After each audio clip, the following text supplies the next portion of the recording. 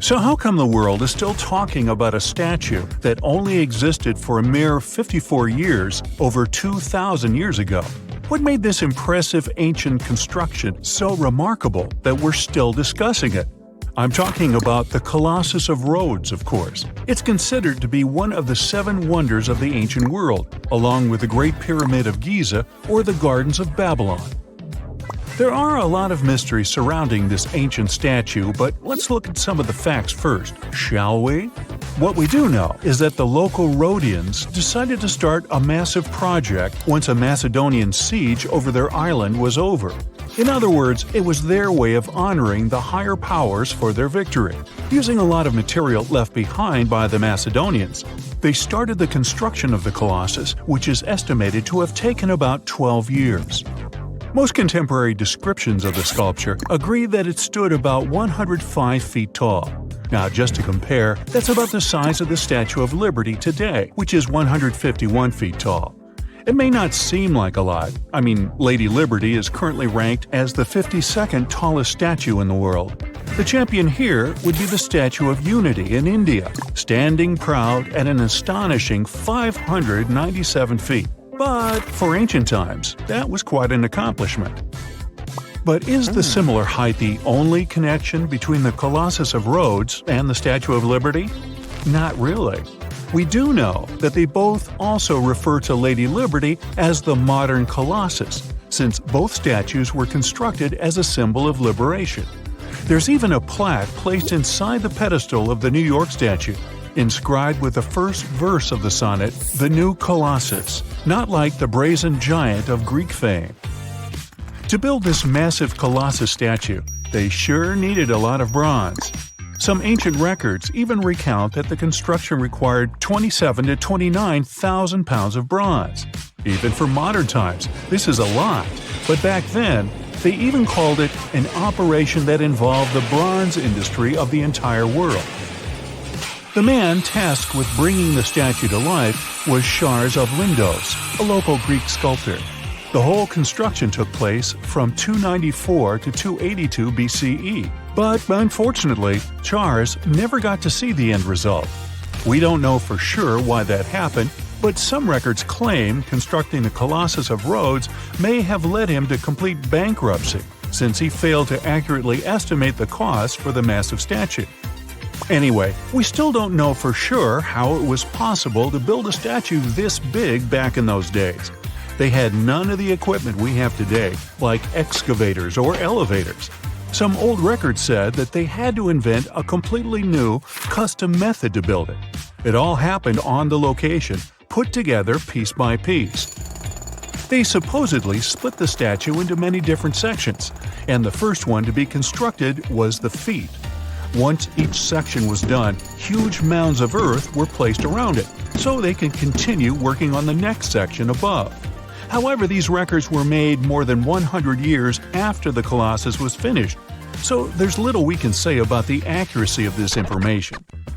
In all those 12 years, the local Greeks worked around the clock to build the Colossus of Rhodes. They started with a white marble base that they placed at the statue's feet. They then continued with some sort of an iron skeleton, to which they attached the bronze plates. Why did they choose bronze, though? Well, that was more for practical reasons, since bronze is stronger than iron and it can also sustain extreme weather conditions. More so, if you think about it, the statue was located pretty close to the sea, so the air surrounding it would have been pretty salty. That's why they needed to make it out of quite sturdy material. And what about the location? Well, that's something that has been up for debate for a long time. Researchers initially believed that the statue stood with each leg on either side of the Mandrake Harbor, one of many in the city of Rhodes, basically straddling its entrance. As imposing as that may sound, it was likely not the case. First of all, that would have meant the harbor would have to have been closed for the whole duration of the construction, which doesn't seem to match all the other records. More so, after the statue had fallen, it would have probably blocked the entirety of the harbor, which again doesn't seem to be mentioned anywhere. Most recent depictions say that it most likely stood either on the eastern side of the Mandrake Harbor or maybe even further inland. So, what happened to this impressive structure? Is there really nothing left of it to this day? And why did it survive for only 54 years, since it took so long to build and it was so important for locals? Well, as admired and valued as it was to the Greeks, an earthquake took the Colossus of Rhodes away from them. The story goes that because of the movement of the earth beneath it, the statue snapped at its knees and was completely laid on the ground. Nonetheless, the statue still continued to be admired for centuries.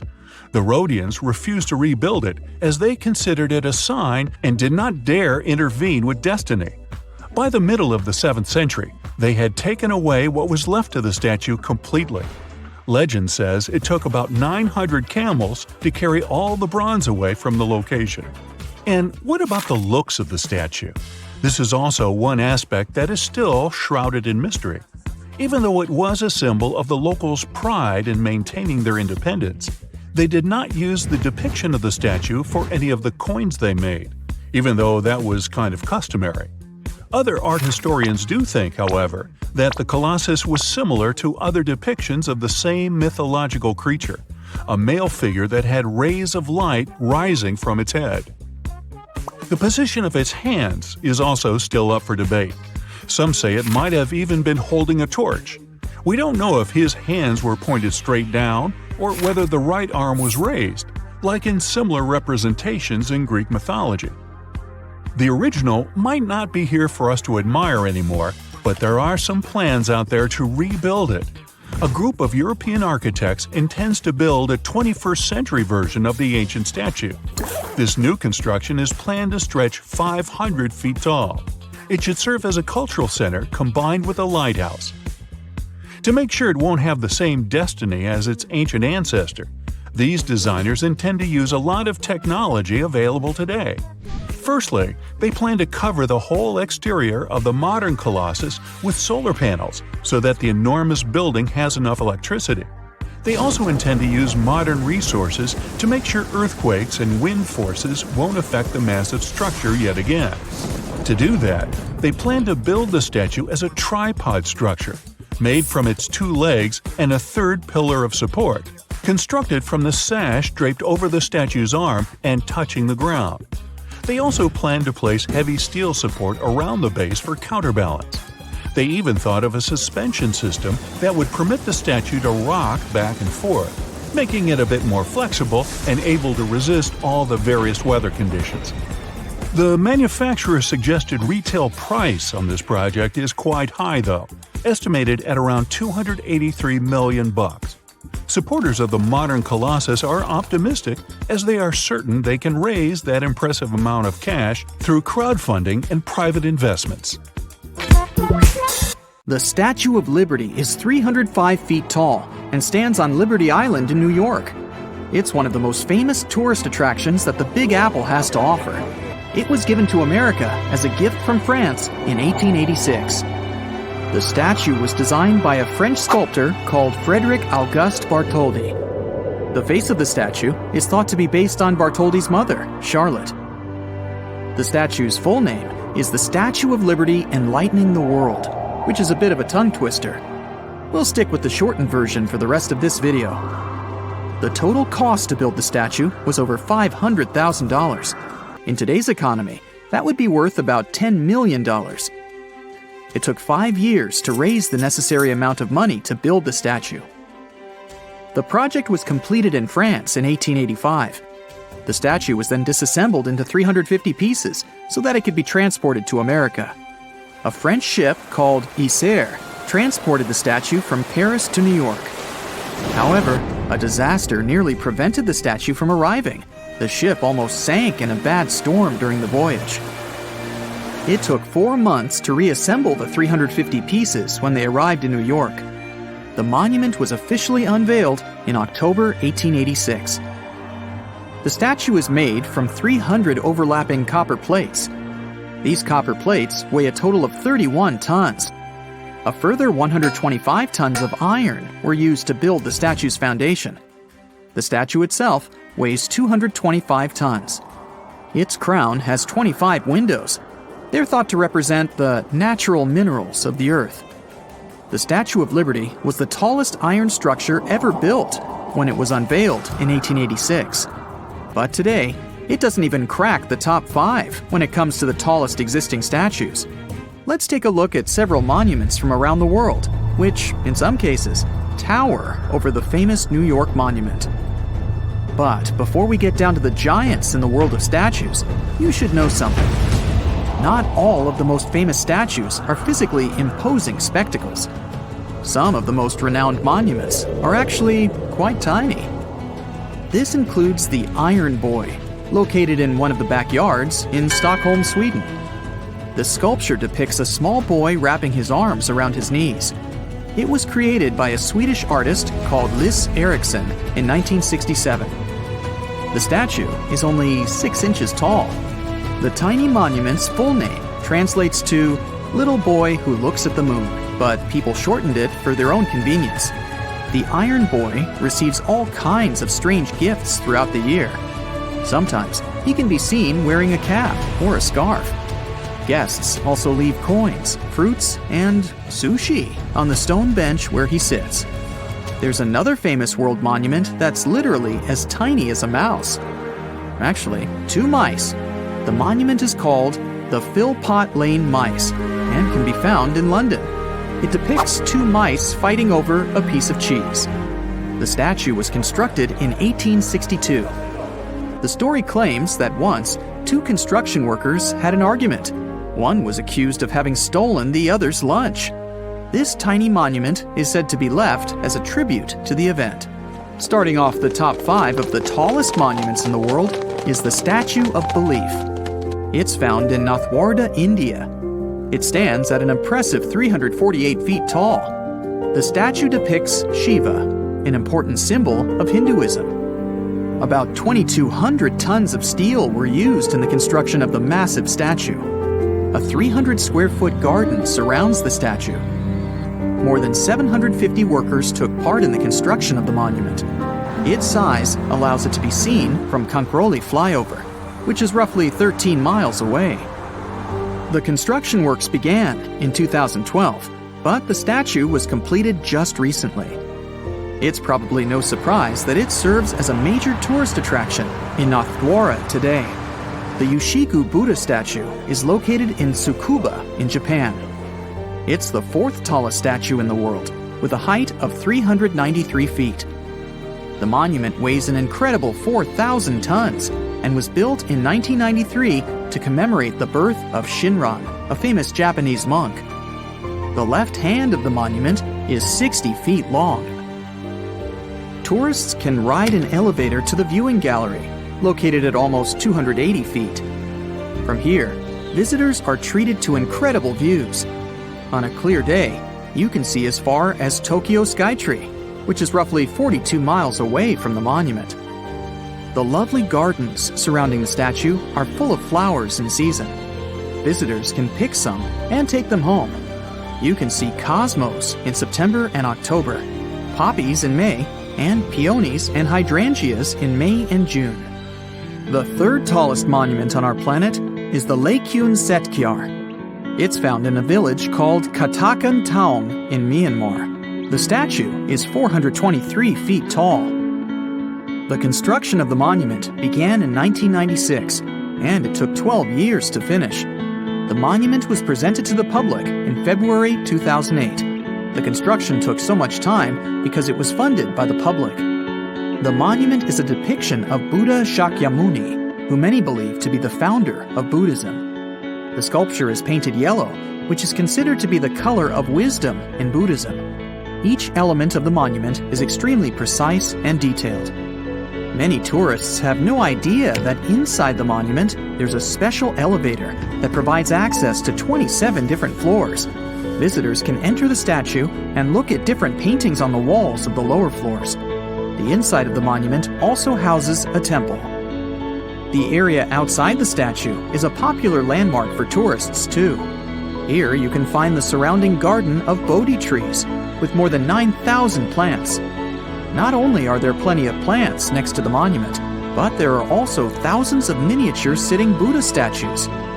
Keeping with the theme of monuments depicting Buddhas, The runner-up in the competition for the world's largest monument is the Spring Temple Buddha. You'll find it in Henan, China. It's over 500 feet tall. The monument is made up of over 200 pounds of gold, 3,300 tons of copper alloy, and 1,500 tons of steel. It also covers an area of over 11,000 square feet. The diamond seat beneath the statue consists of 6,666 miniature Buddhas. It took 11 years to construct. Construction works began in 1997, and the statue was unveiled in 2008. The entire Spring Temple project cost roughly $50 million, with $18 million spent directly on the materials and construction of the monument. You've waited this long. It's now time to find out the identity of the world's tallest statue. The Statue of Unity is in the state of Gujarat in India. Its height? Just under a record-breaking 600 feet. Worth the wait, right? The statue is a tribute to the Iron Man of India, Sardar Vallabhbhai Patel. He served as the first Deputy Prime Minister of India from 1947 until 1950. He's credited with merging over 560 princely states into what we now know as the Union of India. Remarkably, when compared to the other statues we've looked at, the Iron Man only took 3.5 years to build.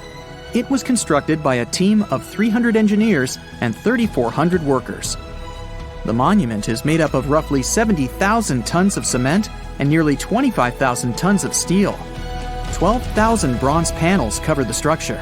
The base of the monument is constructed with over 129 tons of scrap iron, donated by nearly 100 million farmers from across India.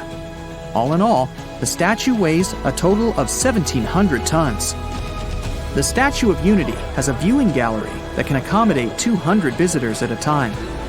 It also hosts a museum with 2,000 photographs, 40,000 documents and video presentations, and a research center. The whole thing is nearly twice the size of the Statue of Liberty. Wow! Imagine you can spend an entire week digging in the ground, scanning for ruins, and taking photographs of the world's most surreal archaeological sites. Would you be up for it? Grab your magnifying glasses, and let's do some digging. When in Rome, do as the Romans do. Walk around the city stumbling upon ancient history, So you're strolling around Esquiline Hill on a sunny afternoon. You have just finished your third gelato when you suddenly see it. The magnificent Domus Aurea, or Golden House, for the non-Latin speakers. The Roman Emperor Nero ordered to build this huge palace back in 64 BCE. The construction finished in 68 BCE. In its glory days, it occupied an area 3 times the size of the Vatican City. The building had gold leaf decor, semi-precious stones, and tons of frescoes. There were over 300 rooms in the palace, some of them overlooking the beautiful vineyard and animal-filled woods nearby. It held an enormous 100-foot statue of Nero himself. The octagonal wall was the grandest construction in the complex. Originally, it was a banquet hall with waterfalls cascading down the back walls. The hall rotated around its axis day and night as petals fell from above. Nero's successors stripped the whole palace of its materials. Today, tourists can visit the main structure and, of course, the octagonal hall. They excavated it, and you'll easily recognize it even with its bare walls. After flying halfway across the world, we're deep in the Cambodian jungle. Good thing you brought bug spray with you. Mosquitoes can get crazy in this tropical climate. Hidden among the forest is the city of Angkor. It was the capital of the Khmer Empire from the 9th to 15th century. FYI, the word Angkor means capital city in the Khmer language. The city became one of the largest in the pre-industrial world. Researchers say nearly 1 million people used to live there. Today, Angkor attracts visitors from around the world because of its stunning architecture. You can recognize the Khmer style in the use of huge blocks of sandstone. At the center of the complex lies Bayon Temple. It's decorated with 216 smiling faces, which scientists say are meant to resemble the founder of the Angkor Empire. They believe the towers used to be decorated with gold, but today the site is a maze of vine-covered temples. The city was abandoned in 1431 and wasn't rediscovered until the 1840s. In 1992, they named it a UNESCO World Heritage Site. The United States is not usually synonymous with ruins, but here's one. In the mountainous state of Colorado lies the ancient home place of ancestral Pueblans. Throughout the Mesa Verde National Park, there are over 600 cliff dwellings built by the Pueblans around the 1190s. The Cliff Palace alone had over 150 rooms. It was a multi-story building of sandstone and mud mortar. To arrive at the balcony house, visitors had to climb a 32-foot ladder. There, you can see a mid-sized village of 38 rooms and 2 kivas. Kivas are traditional chambers built by Pueblans for ceremonial purposes. By 1300, the Pueblan occupation of the Mesa Verde ended. Thankfully, the site is open for visits now. If you like terracotta landscapes, you came to the right place. The city of Petra is a marvel of the ancient world. Located in Jordan's desert, the city was a commercial hub back in the 4th century BCE. The Nabataeans, an Arab Bedouin tribe, lived in the so-called Rose City and thrived for many years, accumulating a significant amount of wealth.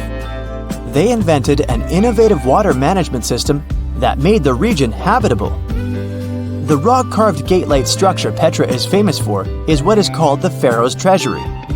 It stands at the main entrance to the site and is said to have a hidden treasure beneath it. In the early 2000s, the site was named one of the 7 new wonders of the world. All the way in South America, in the country of Guatemala, lie ancient Mayan ruins. The lost city of Tikal is a site made of 12,000 buildings, the remains of the capital of the ancient Mayan Empire. It is comparable in importance to London or New York. The North Acropolis is Tikal's most ancient complex of monuments. Built solely by human hands in 750 BCE, it served as the resting place of kings and chiefs. Back in the day, the step pyramid temples were painted a beautiful red. Mayans loved that color. Today, of course, you'll only see the limestone. Archaeologists have no clue as to the cause of Tikal's decline. Was it drought, disease, or something else altogether? Located on the left bank of the river Tigris is a strange old ruin, a battered archway.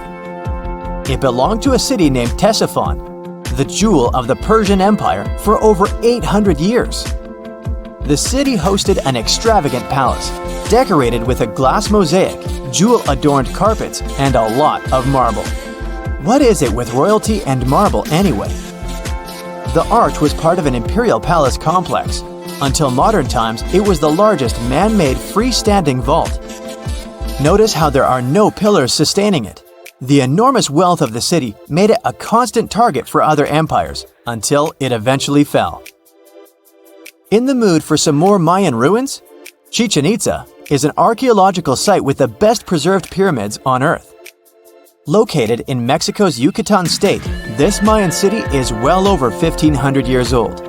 At its peak, it was home to 35,000 people. The site has a total of 26 ruins to be uncovered. The highlight here is El Castillo, a tremendous step-like temple standing 80 feet above the ground. Its most peculiar feature is that it has 91 steps up each of its 4 sides, including the upper platform. It makes for 365 steps, the number of days in the solar year. The oldest lost city in this list dates back to the Neolithic period. It was when us, human beings, started farming for the first time, instead of living a fully nomadic lifestyle based on hunting and gathering. Located on Orkney Island off the coast of Scotland is a prehistoric site known as Skara Brae. Thanks to good restoration, the site is very well preserved. You can see prehistoric dwellings with hearths, stone-built furniture, and even primitive toilets. Researchers found runic symbols on the site, which means they could have attempted some form of writing. Ah, Greece. Fancy some feta cheese, anyone? We've arrived at the focal point of archaeological sites, but today we're exploring one in particular, the Colossus of Rhodes. Also known as the Bronze Giant, it used to be one of the 7 wonders of the ancient world, standing in the harbor of the Greek city of Rhodes back in the 3rd century BCE. The Colossus was said to be 105 feet tall. It's believed that the statue was built with the help of 900 camels. Sadly, it only stood for 54 years. A ravaging earthquake tore it to pieces, so visitors would come and see only a giant foot. Now, there is a whole load of nothing where the statue once stood.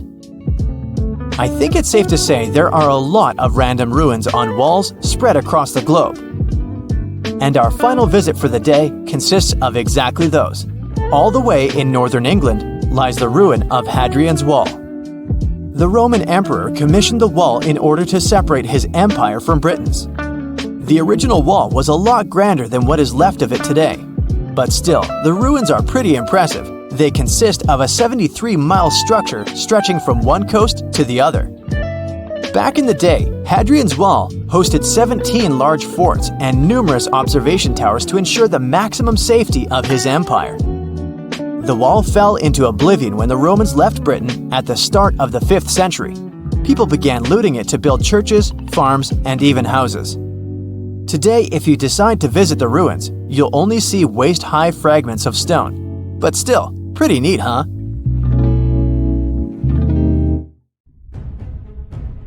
Today we're going to an art history trip. Our main focus is to unravel the mystery of whether or not ancient statues has always been white. We'll visit museums and even time travel to try and get a glimpse of what these statues were really like back in the day. To kick off our tour, we land in New York. We climb the famous steps of the Met, the Metropolitan Museum of Art, and walk inside this enormous museum. You walk down the aisle and get to the room where one of the world's biggest collections of ancient Greek and Roman statues is held. Admiring the large array of statues, one thing seems evident. They are mainly white. It makes sense since their primary material is white marble. For centuries, historians, archaeologists, and researchers in general have always taken this fact for granted. Weren't these statues always white?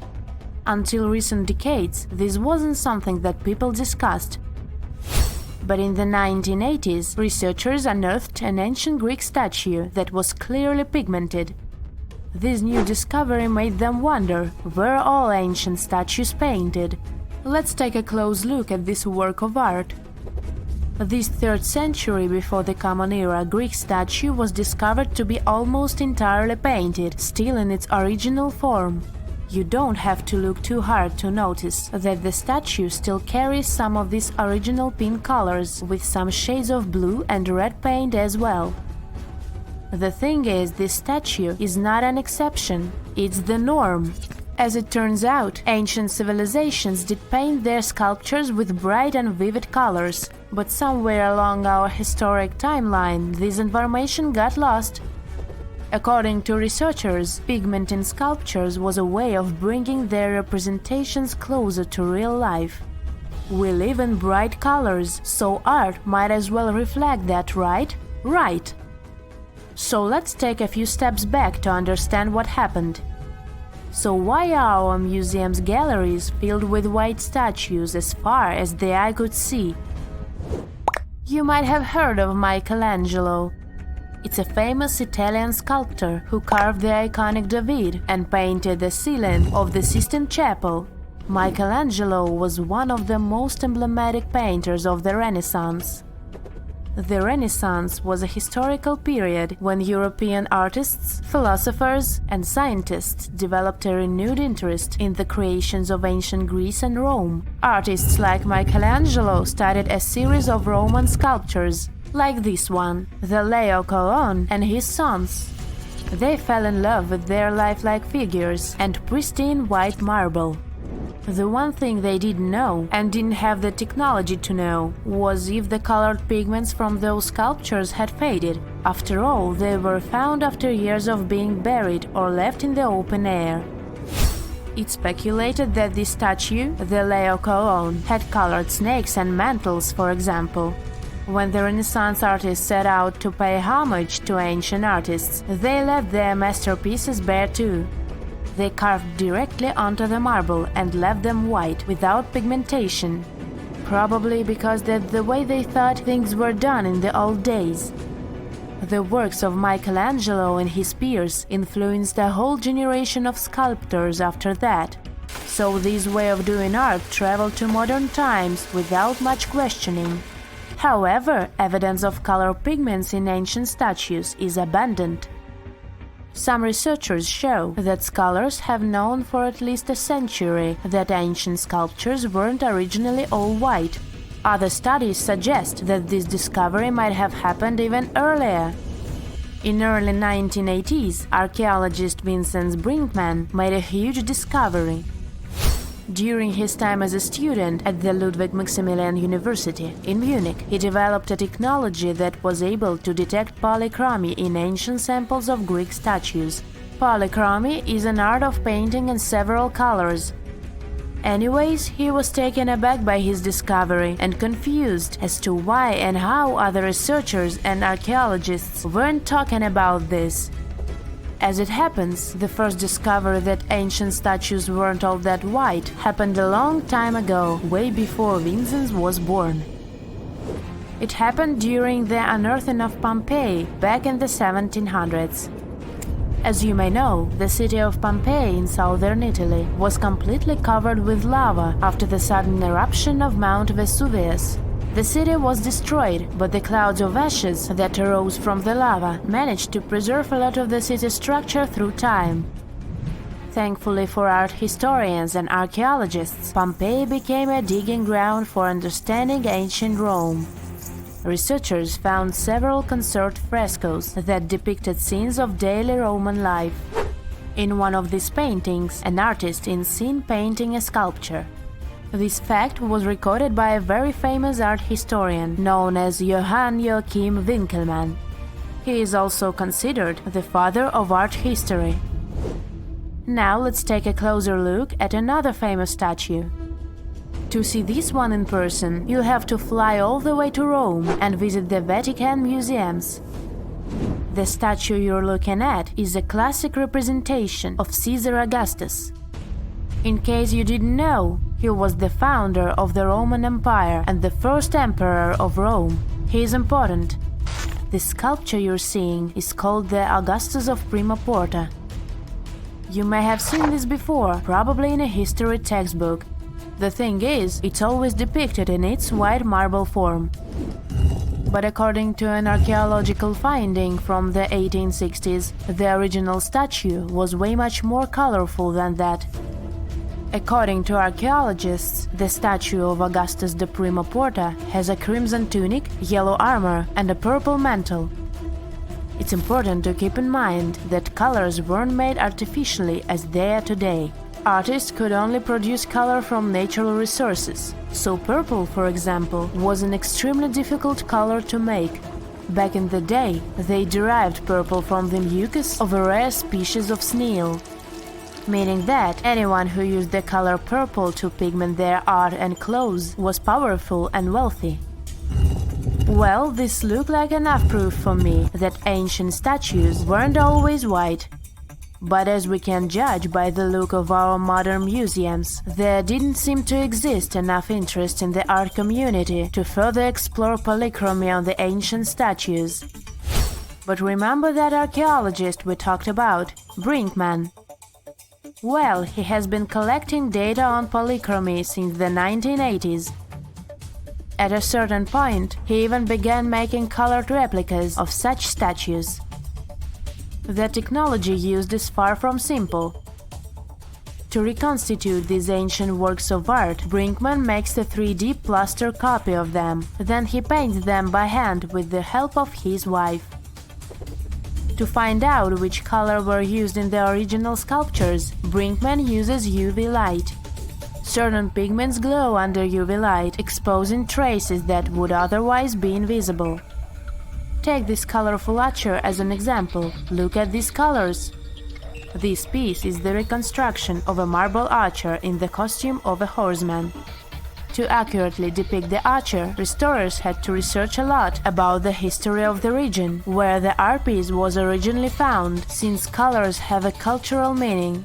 That, together with UV technology, allowed for the reconstruction you can now see. It seems very far from the idea we have of what the Greeks would make, but this is supposed to look exactly like the original one.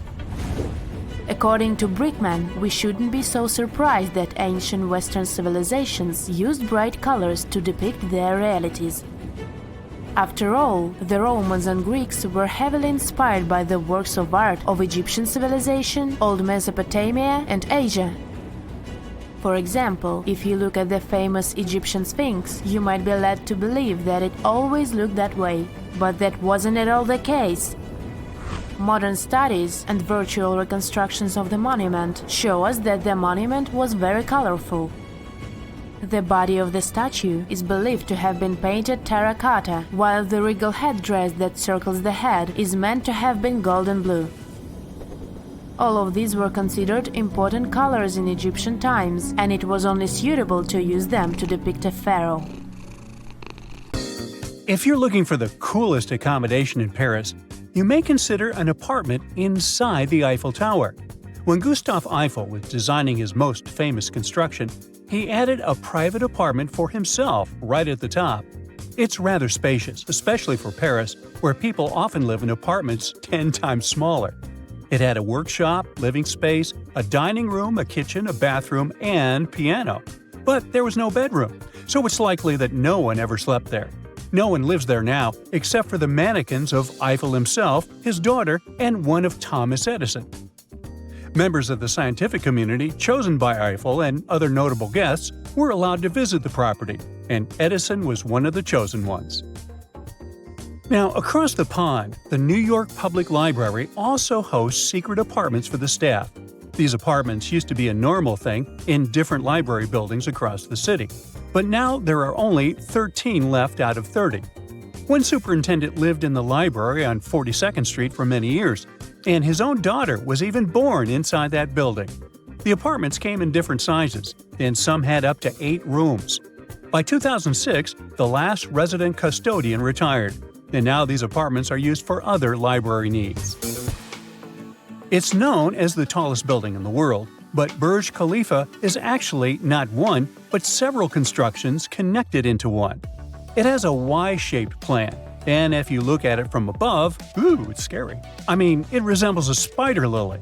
It's uber flexible and can bend a little bit when there are strong winds or even earthquakes, so it stands safe and strong.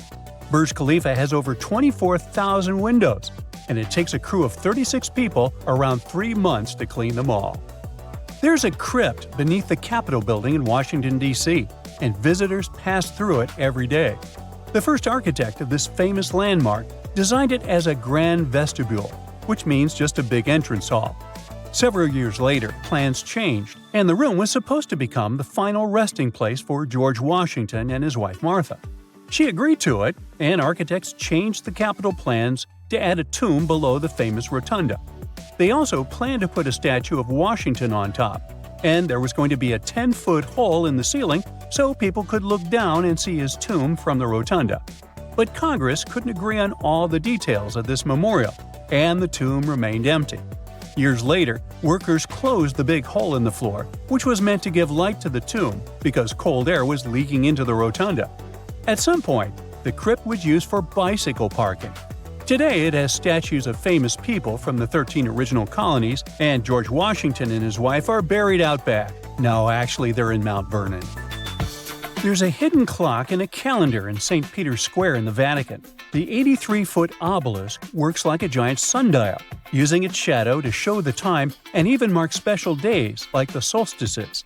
When the sun is at its highest point in the sky, called solar noon, the shadow of the obelisk falls on a line of stones on the ground. On the winter solstice, the shadow reaches its farthest point. On the summer solstice, the shadow is much shorter. There are also 5 other special markers that show when the sun enters different zodiac signs. The long, thin granite line running from the obelisk toward the Pope's window shows exactly when it's noon. British seaside Brighton stands on top of a secret network of underground tunnels, with Victorian sewer systems and a hidden road. They say the tunnels were built below the Royal Pavilion, so that King George IV could go on, secret dates. History experts say it's not true, and the king actually used tunnels to keep his servants out of sight when they moved between the pavilion and the stables. The 30 miles of tunnels are now over 150 years old, and you can see some of them with an organized tour. But some parts of them are still in use. One tunnel serves as an emergency relief valve for heavy rain. Another tunnel has a shooting range inside. The bascule chambers inside the Tower Bridge are one of the coolest hidden spaces in London. These spacious rooms were built as an operational center to let the bridge's huge counterweights move for the bridge to open. They were the final stage in the construction of the bridge. Now, if you're lucky, you can see these chambers on a special behind-the-scenes tour of the bridge. You'd have to descend 115 steps below water level until you get into the cold and damp space with rumbling overhead. Sometimes they organize concerts here, and the acoustics are just perfect. In the early 1930s, there was a real race in New York to construct the tallest building. Once 40 Wall Street was finished, it won the title. But then, the architect of the Chrysler Building added a spire to its top, and it became the new champion. The spire was waiting all this time inside the top of the building. Workers had to carefully lift each section of it and assemble it on top. They used nearly 4 million bricks to finish the whole building and laid them all out by hand. There were also some elements from Chrysler's automotive empire, like hubcaps, fenders, and radiator caps. There was a private apartment and office on the top of the building for the founder of the Chrysler Corporation. They say he liked to brag he had the highest toilet in Manhattan. I'm sure he was flush with pride. The Capitol Records Building in Los Angeles has been sending secret messages since it opened, and you need to know Morse code to understand them. That secret message is Hollywood. The light has been sending the same message since the opening in 1956, but it has changed a couple of times. In 1992, to celebrate Capitol Records' 50th anniversary, it flashed Capitol 50. Then, before Katy Perry's album release in 2013, the message was also changed, but hardly anyone noticed the difference. One more fun fact about the building, it was the first circular office building in the world. Producer Samuel Lionel Roxy Rothafel designed a hidden apartment for himself in the Radio City Music Hall in New York City. He chose for the apartment, now called the Roxy Suite, to be decorated in the Art Deco style. It has 20-foot-high ceilings covered in gold leaf and walls with floor-to-ceiling plush drapes. Some of the most famous guests of the apartment were Judy Garland, Walt Disney, and Samuel Goldwyn. Today, it only opens for special occasions and looks exactly the same as it did in 1936. You might be able to rent it out for a private event, but they say the prices are very high. Grand Central Station in New York has a great hidden activity for travelers. There are tennis courts in a secret space named the Annex. This area used to be a recording studio. Now the location is known as the Vanderbilt Tennis Club, and you can visit it and play tennis there. The U.S. Supreme Court building in Washington, D.C. has a secret sports facility where clerks, off-duty police officers, and other Supreme Court employees can play basketball. The basketball court, is located on the top 5th floor of the building and goes under the nickname the highest court in the land. There's a fun sign next to it saying, "Playing basketball and weightlifting are prohibited while the court is in session." Well, we wouldn't want to tempt the justices to, drop everything they're doing to play a game of horse, but I think that would be fun. This summer, you finally decide to go on that once-in-a-lifetime round-the-world trip. The first stop of this exciting adventure is in Europe. You start your journey in Italy, the country of pasta and pizza and delicious gelato. Ah, there it is, the world-renowned Leaning Tower of Pisa. You buy your ticket and get inside the crooked monument. You're about to climb 251 slippery stairs, so watch your step and don't forget to breathe. The white marble stones are astounding, and from time to time, you peep outside to enjoy the view of the city. Congratulations, you've made it! You've reached the top of the bell tower and can take all the selfies you want. The Leaning Tower of Pisa is one of Italy's most iconic landmarks. During your hike up the stairs, a guide tells you it's actually a medieval monument. It was built between the 12th and 14th centuries, taking over 200 years to finish. And in case you're wondering if it's always been tilted, I can say without a doubt, yes it has. Once they finished the third floor, the bell tower started sinking. The thing is, the very name Pisa comes from the Greek word that means marshy land. The ground there is extremely soft, made of clay, mud, and sand. And architects have been trying to save the day ever since they built the tower. At the top of the 185-foot-tall monument, you take your time admiring the city. How many terracotta rooftops can you count? If you walk toward the south side of the monument, you may feel closer to the ground. This is because the Leaning Tower of Pisa tilts toward the south. At one point, it leaned almost 5.5 degrees and still didn't fall. Today, when you visit the monument, the guide might tell you the tower is leaning less. A few years ago, the world's best architects and engineers did some construction works next to the monument to keep it from falling over. They dug several tunnels and took out over 38 cubic meters of soil from under the north side of the tower. So now the tower is tilting at an angle of only 4 degrees. So if you want to take one of those classic photos where you're holding up the tower, you better hurry. Who knows how long the tower will still be leaning? Now it's time for you to make your way to Rome. This city is basically an open-air museum, and you have to check it out for yourself. It's scalding hot, but you're lucky. Today, you're visiting the baths of Caracalla. Are you ready for an authentic ancient Roman experience? You enter through what once was a locker room. You'll have to use your imagination. Today, you'll only see 130-foot-tall brick walls here. Romans of every class would spend an hour or two in the baths every day. They would come after a long day at work or before dinner. Imperial bath complexes, such as this one, were usually free, but you had to pay an admission fee. Leaving the locker room, visitors would stop in a heated room where they would receive oil and scrub massage. Then, some people would move on to one of 2 exercise yards. Can you see how ample they were? Here, there were elaborate marble porticos, and you can still see a few fragments of the mosaic-colored floor. If you were in the mood for something more intellectual, you could stop to listen to a philosopher or visit one of the libraries. Now we've arrived at the most impressive room, a caldarium. It was a circular hot-steamed room measuring 115 feet in diameter. It had not 1 or 2, but 7 heated pools inside. Above your head, you'd have seen a magnificent dome supported by large granite columns.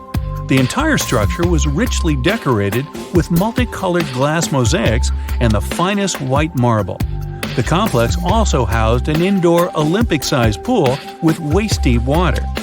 Today, you can only admire a few reddish walls made of brick and concrete. Emperor Caracalla, like many other Roman emperors, built a mega-complex, and it sure made people happy. After a long international flight, you arrive in Egypt. Get ready for some camel rides and juicy dried fruits. Does anyone here love dates? You leave your hotel at dawn and make your way to the outskirts of Cairo. You drive past the Nile River toward the West Bank. Don't forget to take some pictures. In the distance, you spot a large monument. It's the Great Sphinx of Giza. Can you believe people created this monument over 4,500 years ago? Once you get closer, you see the Great Pyramids just north of the Sphinx. You learn that, unlike the pyramids, the Sphinx was carved directly from the bedrock of the Giza Plateau. Until today, it's one of the largest statues in the world, measuring 66 feet in height and 240 feet in length from pause to tail. The face of the Sphinx looks a tad beaten today, but according to archaeologists, it wasn't always like that. A Photoshop reconstruction of the Sphinx gives it a very different look. As you can see, at one point, the Sphinx's nose was chopped off together with parts of the chin. Scientists believe that the statue is a representation of the great pharaoh Khafra. This is why its face resembles a human so much. Just below the eyes, a dark carved line was added to represent the charcoal eyeliner ancient Egyptians used to wear. Fun fact, this wasn't only a beauty habit, it protected their eyes from ultraviolet rays. In a desert region that gets so much sunlight, this might come in handy. Until today, researchers debate whether or not the Sphinx had a beard. Many believe that if it was meant to depict a pharaoh, it most likely had a braided beard that got destroyed by erosion or humans.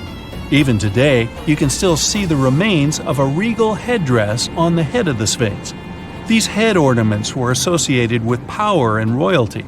Now imagine that the stripes are blue and gold. This is probably what it looked like when the monument was first constructed. There's no evidence of how long it took to build the Sphinx, but it was likely very long, as the carved details are pretty impressive. If you're lucky, your guide might take you to one of the secret chambers inside the statue. If they're real and not just a myth, I mean. The crystalline waters of Greece. Whether you arrive by boat or plane, you're in for a real treat. This is the focal point of archaeological sites. You arrive at Mandrake Marina and Port, but wait a minute, you don't see any monuments around. The Colossus of Rhodes is nowhere to be found at first glance. That's because it was destroyed long ago. Before tumbling down during a mighty earthquake, the great statue was considered one of the 7 wonders of the ancient world. If you saw the Colossus in a picture, you would probably mistake it for Lady Liberty. Well, that's actually not a coincidence. Apparently, there's a connection between the Statue of Rhodes and the Statue of Liberty. They were both built as symbols of freedom, and Lady Liberty is often referred to as the modern Colossus. The Colossus stood at 100 feet tall, but today all you see is a concrete jetty with a huge gap in the middle. Now imagine a bronze statue straddling both ends of the bridge. The Colossus was built back in the 3rd century BCE, and 900 camels took part in the construction. The statue existed for approximately 54 years before it was ruined by a powerful earthquake. It hit the city so hard that all that was left of the statue was one very large foot. Even so, people kept visiting the monument.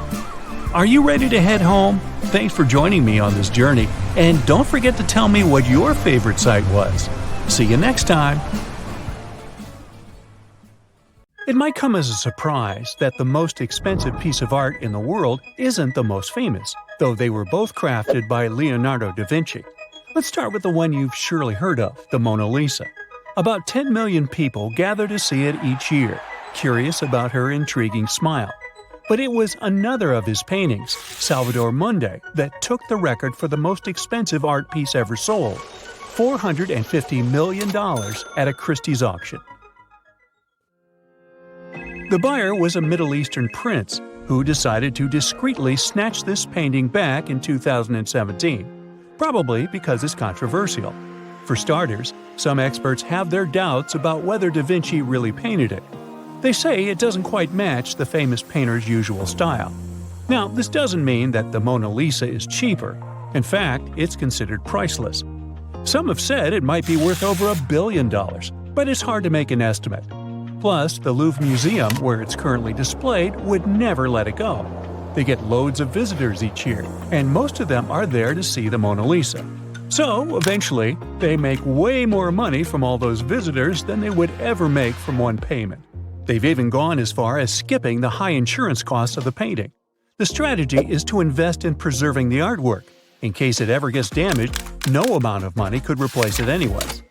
Now, you may wonder, what makes art so valuable? It depends on who you ask, but there are some factors to consider when assessing the value of, say, a painting. Like its age, condition, popularity of the artist, or its backstory. Take the Mona Lisa. It used to be considered a mundane painting up until the 19th century. The fact that it was stolen from the Louvre at one point also added to its mystery and value. When you add the fact that Picasso himself was also called in for questioning regarding the painting's whereabouts, it's easy to understand why Mona Lisa gained so much popularity. The most expensive contemporary painting, however, was sold for a bit over $20 million. It's by a Dutch-American artist, who crafted Interchange, this abstract landscape, back in 1955. The artwork features a large pink area that's supposed to look like a lady lying down. There are also splashes of blue, yellow, and orange outlining the woman. By looking at these two paintings, the Mona Lisa and Interchange, we see obvious differences when it comes to style. Older paintings were more about a realistic look, making you feel like you got nature itself trapped on the canvas. Artists were good at classic techniques like mastering the perspective and anatomy of characters. On the other hand, contemporary art is freer, combining different techniques. A good example is abstract painting, like the work of Picasso, for instance, which looks nothing like our reality. He's the pioneer of an art movement called Cubism. Imagine painting like you're making a puzzle with shapes and colors. You may have a face in the artwork somewhere, but instead of eyes, nose, and mouth in their usual places, they're scattered like pieces of a jigsaw puzzle. It's as if you're seeing different sides of a person all at once. Even the subject matter is now different. Older paintings show us things from history or representations of well-known myths. Meanwhile, contemporary art touches other subjects too, like social issues or first-hand experiences. Take Frida Kahlo, for example. She's famous for her autobiographical paintings, where she shared with the world different struggles from her life. In fact, she started painting when she was a teenager, after a bus accident left her with serious injuries.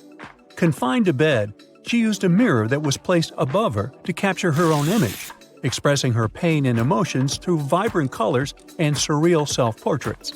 Back when Da Vinci was painting his artworks, it was the rich who were mostly influencing artists. Most of the time, people with means would commission paintings to send out a clear message or simply out of vanity.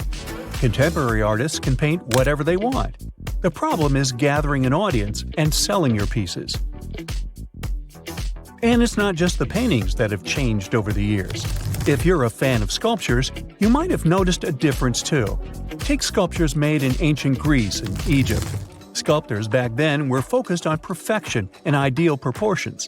They also used materials like marble and bronze and crafted their pieces through carving and casting.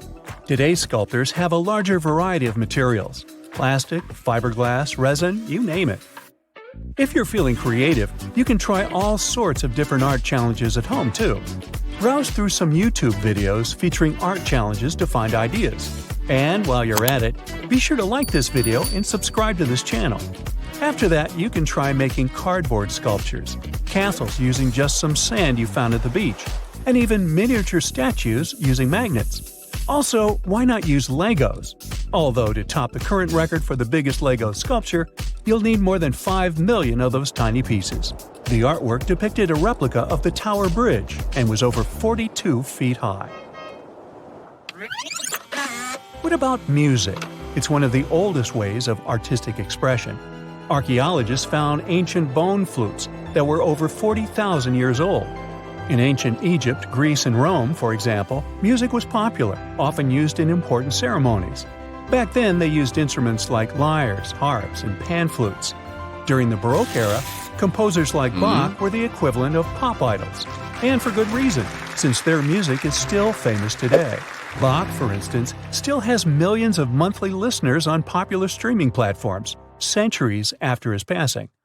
The 20th century brought music you're a bit more familiar with, like jazz, blues, rock and roll, hip-hop, and electronic.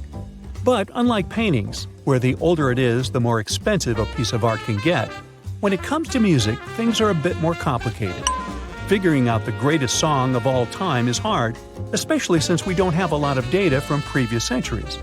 Rolling Stones magazine claims Aretha Franklin's song, Respect, should take the crown, but not everyone agrees.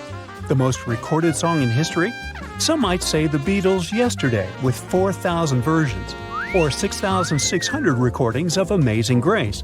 But both of those pale in comparison to a tune by George Gershwin called Summertime, recorded over 67,000 times. These days, you can use artificial intelligence to create music yourself.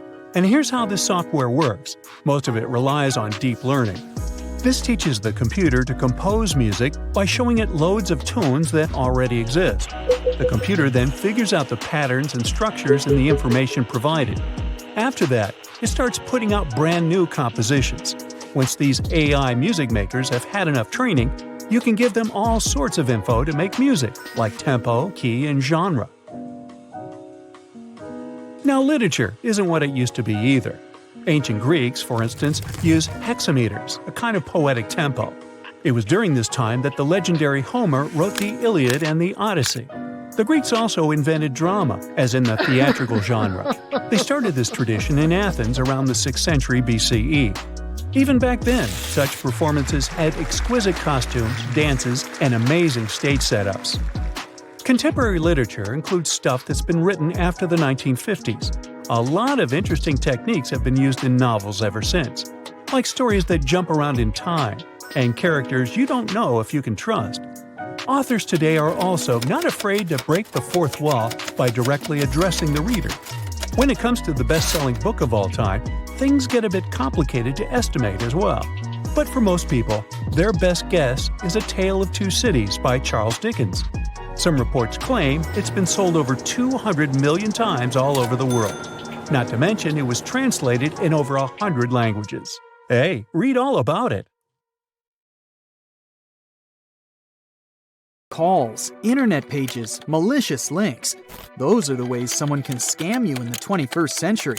But what if someone tried to sell you the Eiffel Tower, Big Ben, or even the Brooklyn Bridge? Hard to believe, but all of these, and so many other similar things, happened throughout history.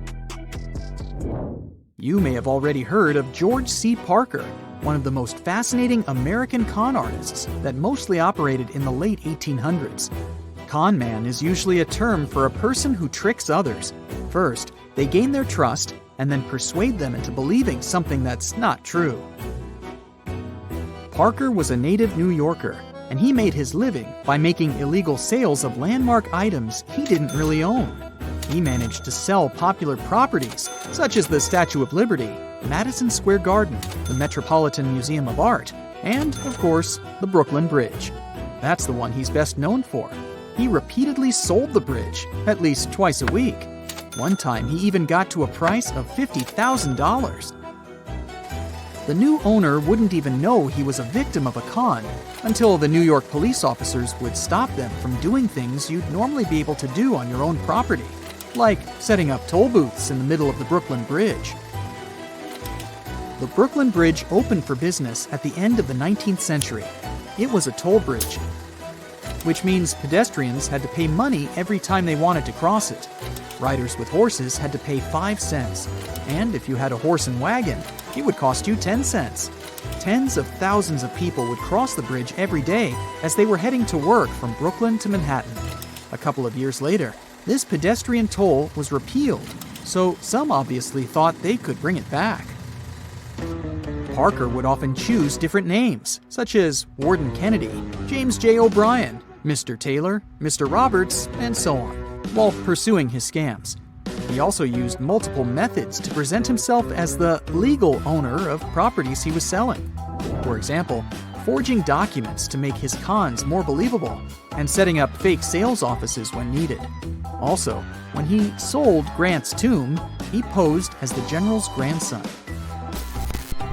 One of the most popular places he'd operate was Ellis Island. He'd wait for people coming from different countries, especially those who had money they wanted to invest in some new enterprises. His favorite target wasn't just people who wanted to move to the US, but tourists on their first visit to New York. What a welcome, huh? The United Kingdom had a man who did a similar thing, but in the opposite direction. Arthur Ferguson was selling famous English national monuments and other public properties to tourists coming from the US during the 1920s. He sold monuments like Big Ben, Nelson's Column in Trafalgar Square, and Buckingham Palace. And yes, he'd also sell such buildings over and over again, finding different buyers for them. He managed to scam so many people because buyers were not informed well.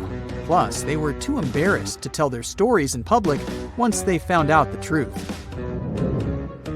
Ferguson then went to the United States and sold the White House to a rancher who had to pay $100,000 yearly. Like George Parker, Ferguson also tried to sell the Statue of Liberty to a tourist from Australia. The man wanted to buy the impressive structure, but he couldn't collect the money in time.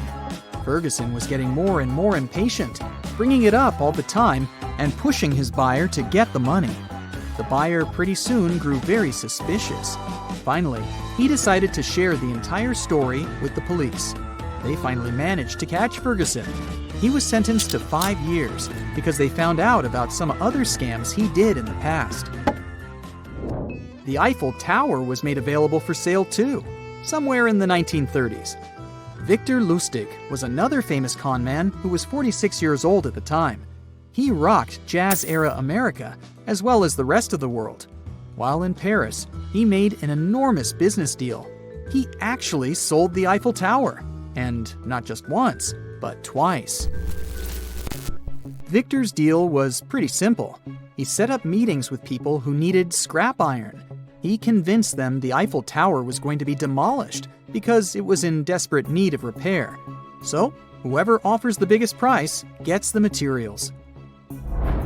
He was a charming man with strong communication skills that helped him convince his buyers that the Eiffel Tower was really going to become theirs after that purchase. He had dozens of fake passports, often changing names while making illegal business deals. There's an interesting local legend told in Wichita Falls, Texas. In 1919, one man, J.D. McMahon, had an idea to convince people who lived there he was going to build a large property that would stretch far in the air, something we'd call a skyscraper today. He collected $200,000 and then constructed a building that was only 4 stories high. It was 16 feet deep and 10 feet wide, way smaller than it was supposed to be. The measurement he presented in the paperwork wasn't in feet, but in inches, which, as a detail, investors kinda overlooked. The investor who came up with the original idea, of course, ran off with his windfall, leaving the embarrassment called the world's littlest skyscraper behind. Back in the 18th century, a woman called Barbara Ernie traveled across and around Liechtenstein. During her trip, she would tote a big trunk secured to her back. She lived a nomadic existence, which is why she'd often make stops to try to get lodging for the night. Every time she stopped, Ernie would tell her innkeeper that her most valuable items were in her trunk. Then she'd ask the owner to lock the trunk in the most secure room in the inn. The innkeepers obliged. They weren't aware there weren't jewels or clothes inside of the trunk. It was actually her traveling buddy who would then spring out of the trunk, grab all the valuables, and then run away with Ernie again. And that's something that lasted for 15 years, until they finally caught the traveling duo.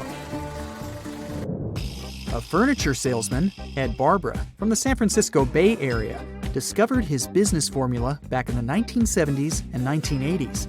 He peppered that region with commercials that irritated people very much. Then he took it to another level. At one point, he told everyone he had a 50% interest in the Golden Gulch gold mine right next to Truth or Consequences, New Mexico.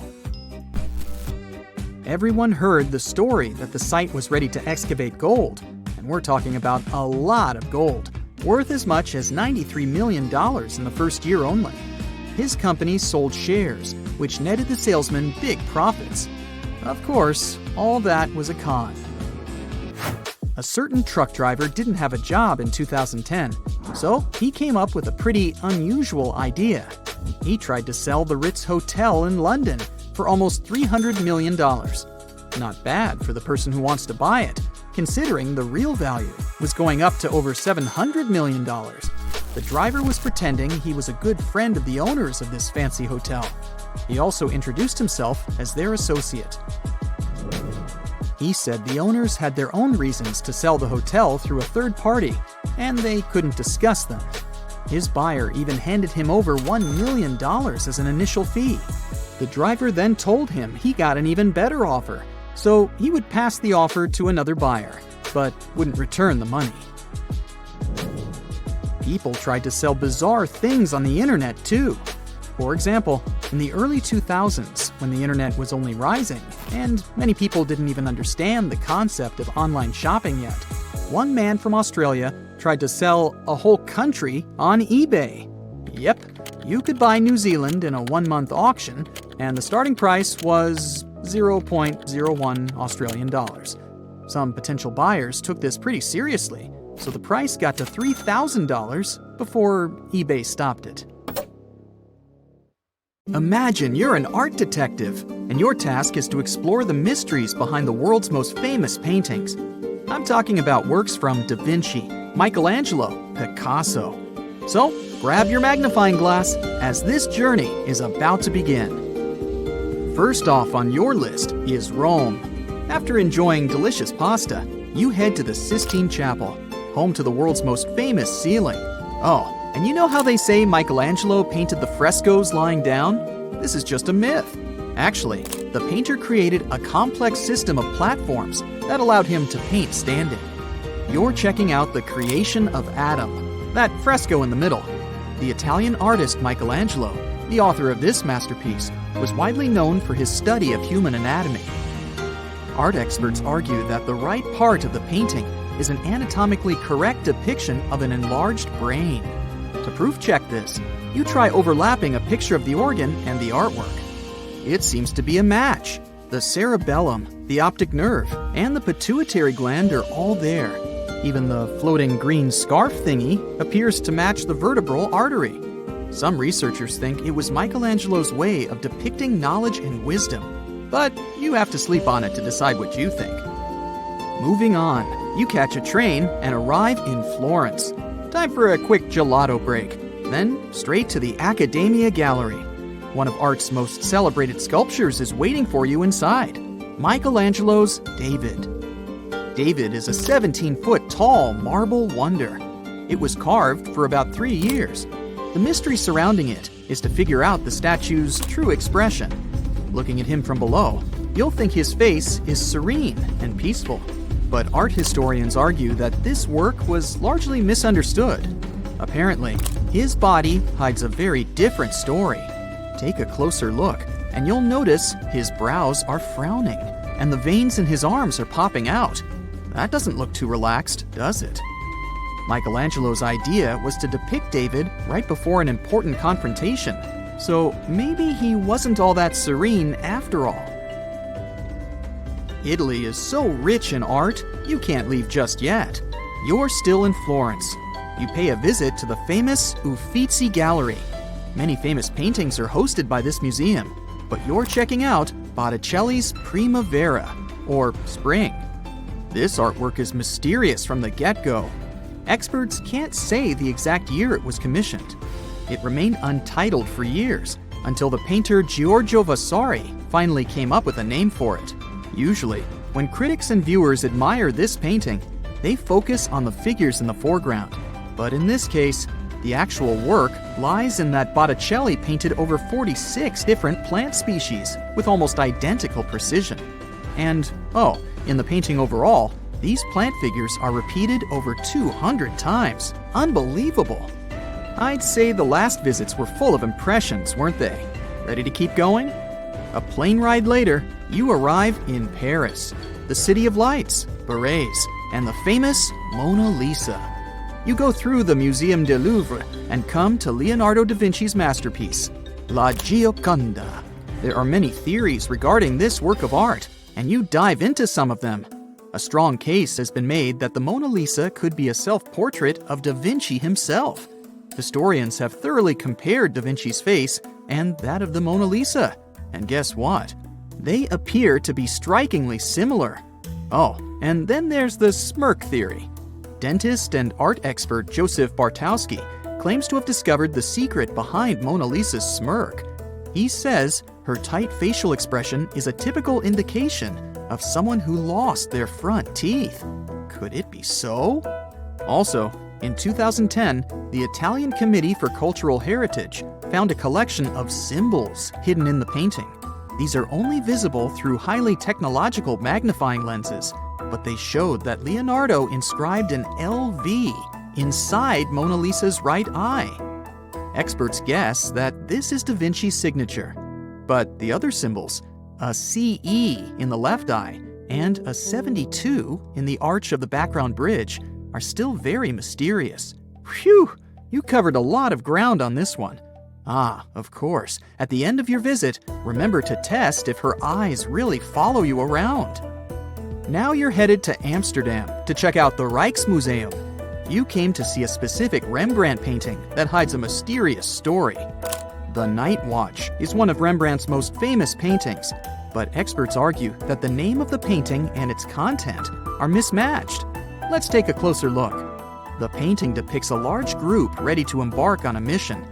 Rembrandt's technique is called chiaroscuro, highlighting the contrast between light and shade. Until 1947, art critics believed the painter was depicting a nighttime scene. But when the painting was cleared of a thick dust layer, it became clear that the scene was happening in broad daylight, with the sun streaming down from the top left. Now, it's too late to change its name to the Day Watch.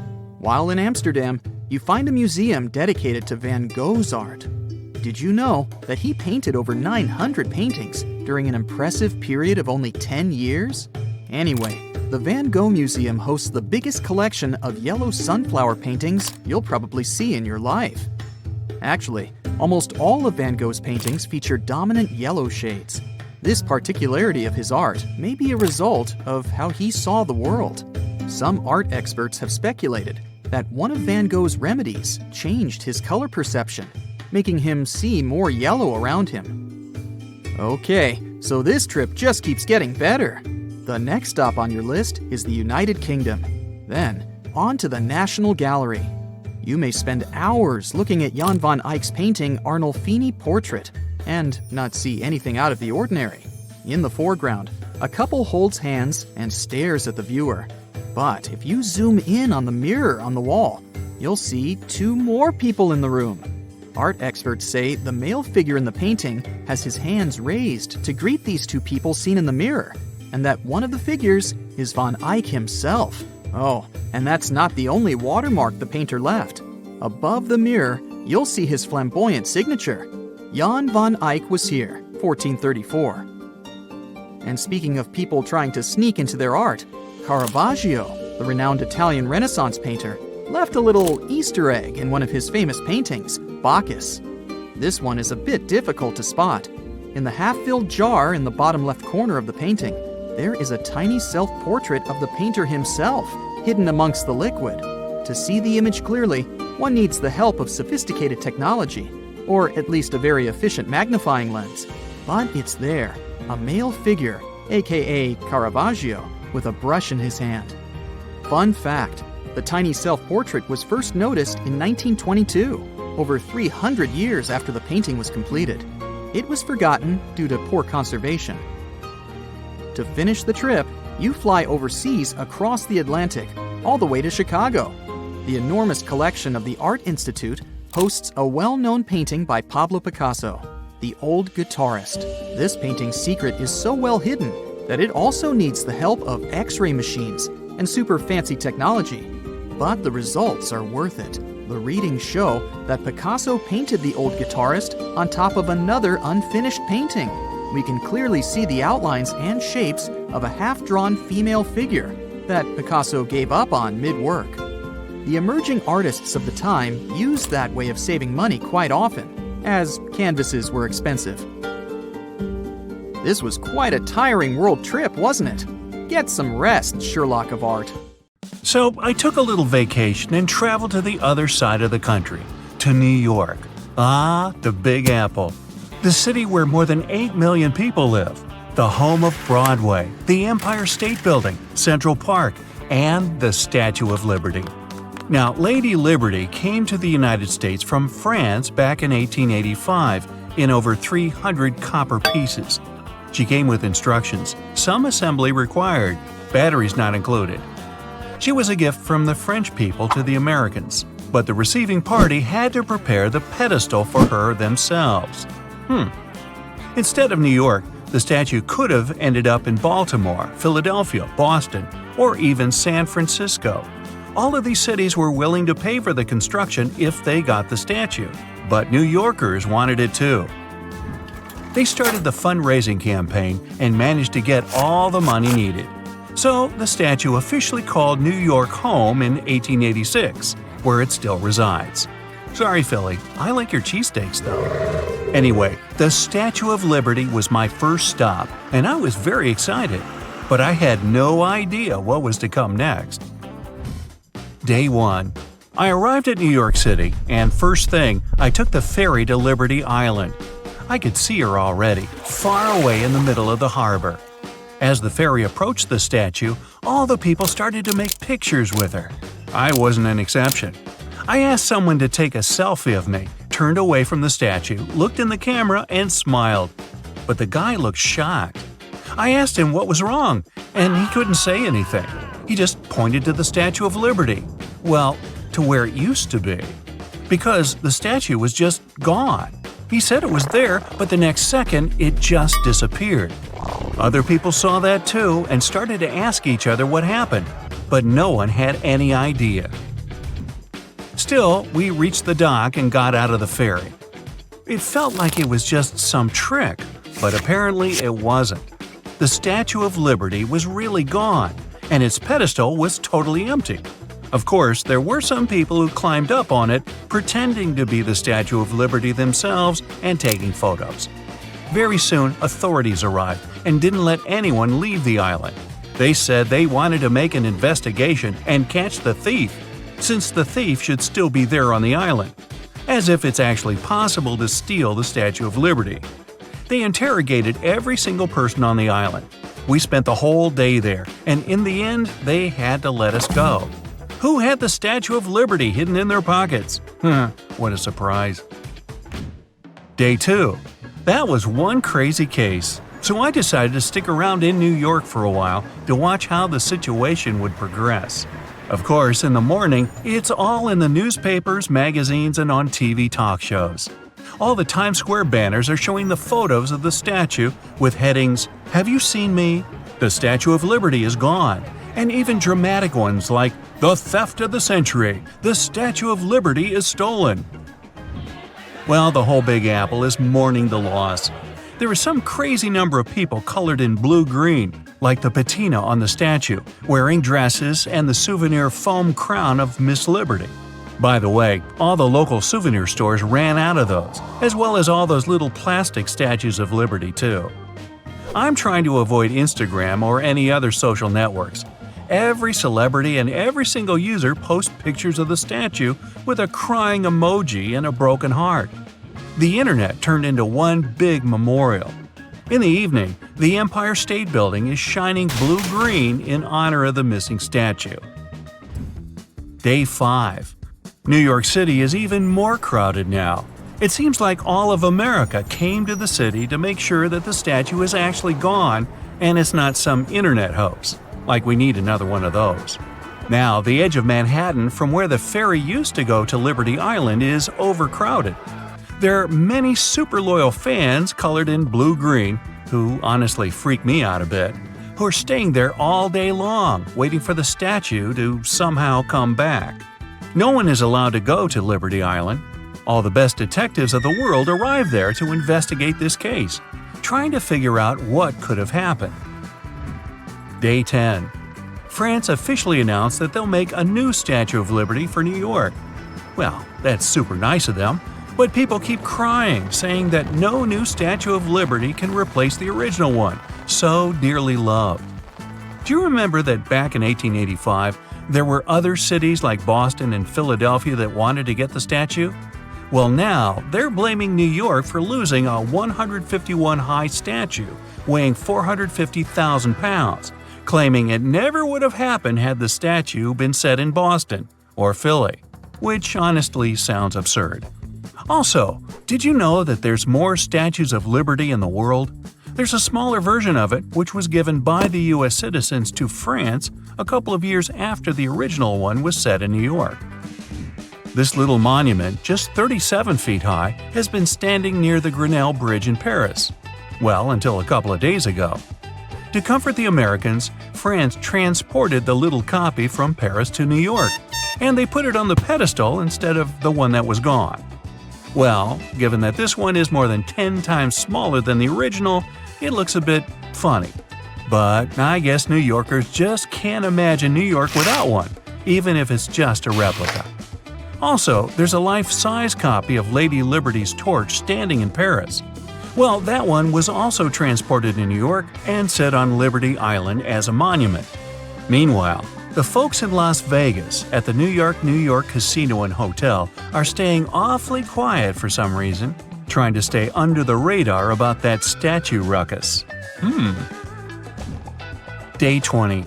The world started a huge fundraising campaign to raise the money for the new Statue of Liberty, and then it ended. It took just 2 hours and 47 minutes to raise all the $100 million that was needed. Almost 2 billion people from nearly every single country in the world donated.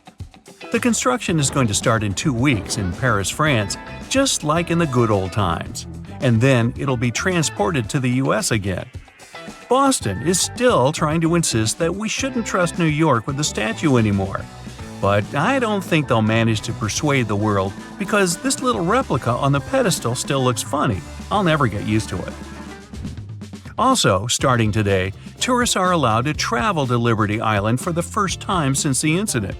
It seems like all of New York wants to visit the island now, so the authorities had to go with a digital queue. All the tickets for the next 2 months are already booked, and it happened in less than 10 minutes. Well, given the 8 million New Yorkers and more than 250 million tourists New York City welcomes every year, I think I'll be able to visit the island about, next decade. Day 31. Crazy news. Can't believe it! The Statue of Liberty, and I mean the original one, is back. They say it appeared in the middle of the night. The smaller replica is now standing next to the pedestal, and the original Lady Liberty is in its rightful place. I needed to see it, so I rushed to the harbor, just like everyone else in New York. It actually is back. No one still knows what happened. The great minds of the world still can't solve the mystery. David Copperfield has an airtight alibi. But if you ask me, I think that the statue just left by itself. Maybe it just needed a vacation. I can picture it chilling on a beach in Central America. Can't blame it. Standing there for more than 100 years without a single day off, always being patient with all the people constantly taking pictures of you. That's not an easy job. I'm glad it took a little vacation. Maybe we won't lose it for another 15 decades. Hey, we were all worried, and she's standing there like nothing happened. Chill out, people. I'm back!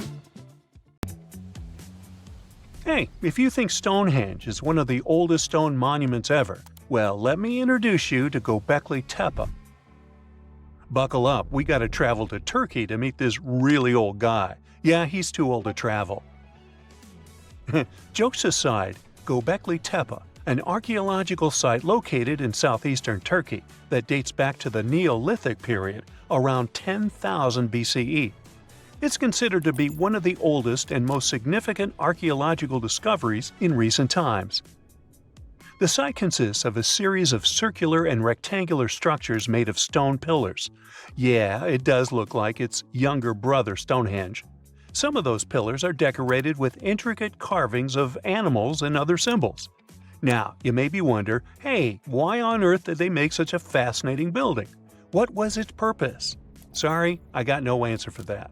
The purpose of the site is still unknown, but it is believed to have been a ceremonial center for the ancient people who lived in the area.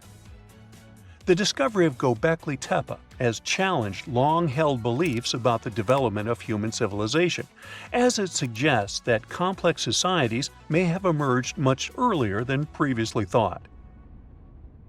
Okay, pack your stuff, our travel's just started. Next destination, Masada. It's an ancient fortress located in Israel on a plateau overlooking the Dead Sea. Hey, look at that view, spectacular, huh? It was built by King Herod the Great in the 1st century BCE, and it was very smartly built. Within the fortress, there were various facilities such as storehouses, barracks, a palace, and a set of cisterns capable of holding approximately 40,000 cubic meters of rainwater.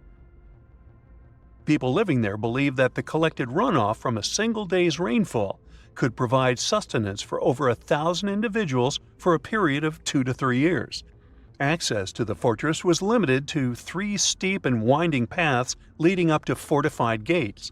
Still, at one point, the fortress was occupied by people who had fled Jerusalem after the city was captured by the Romans.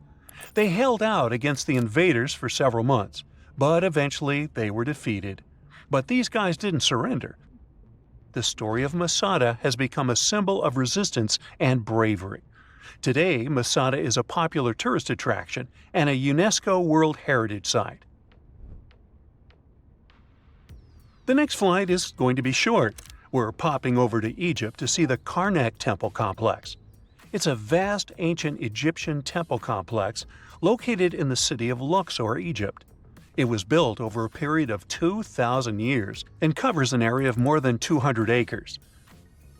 The complex is dedicated to the worship of the deity Amun-Ra. Wait a minute, that should be Amun-Ra, and it was one of the most important religious centers in ancient Egypt.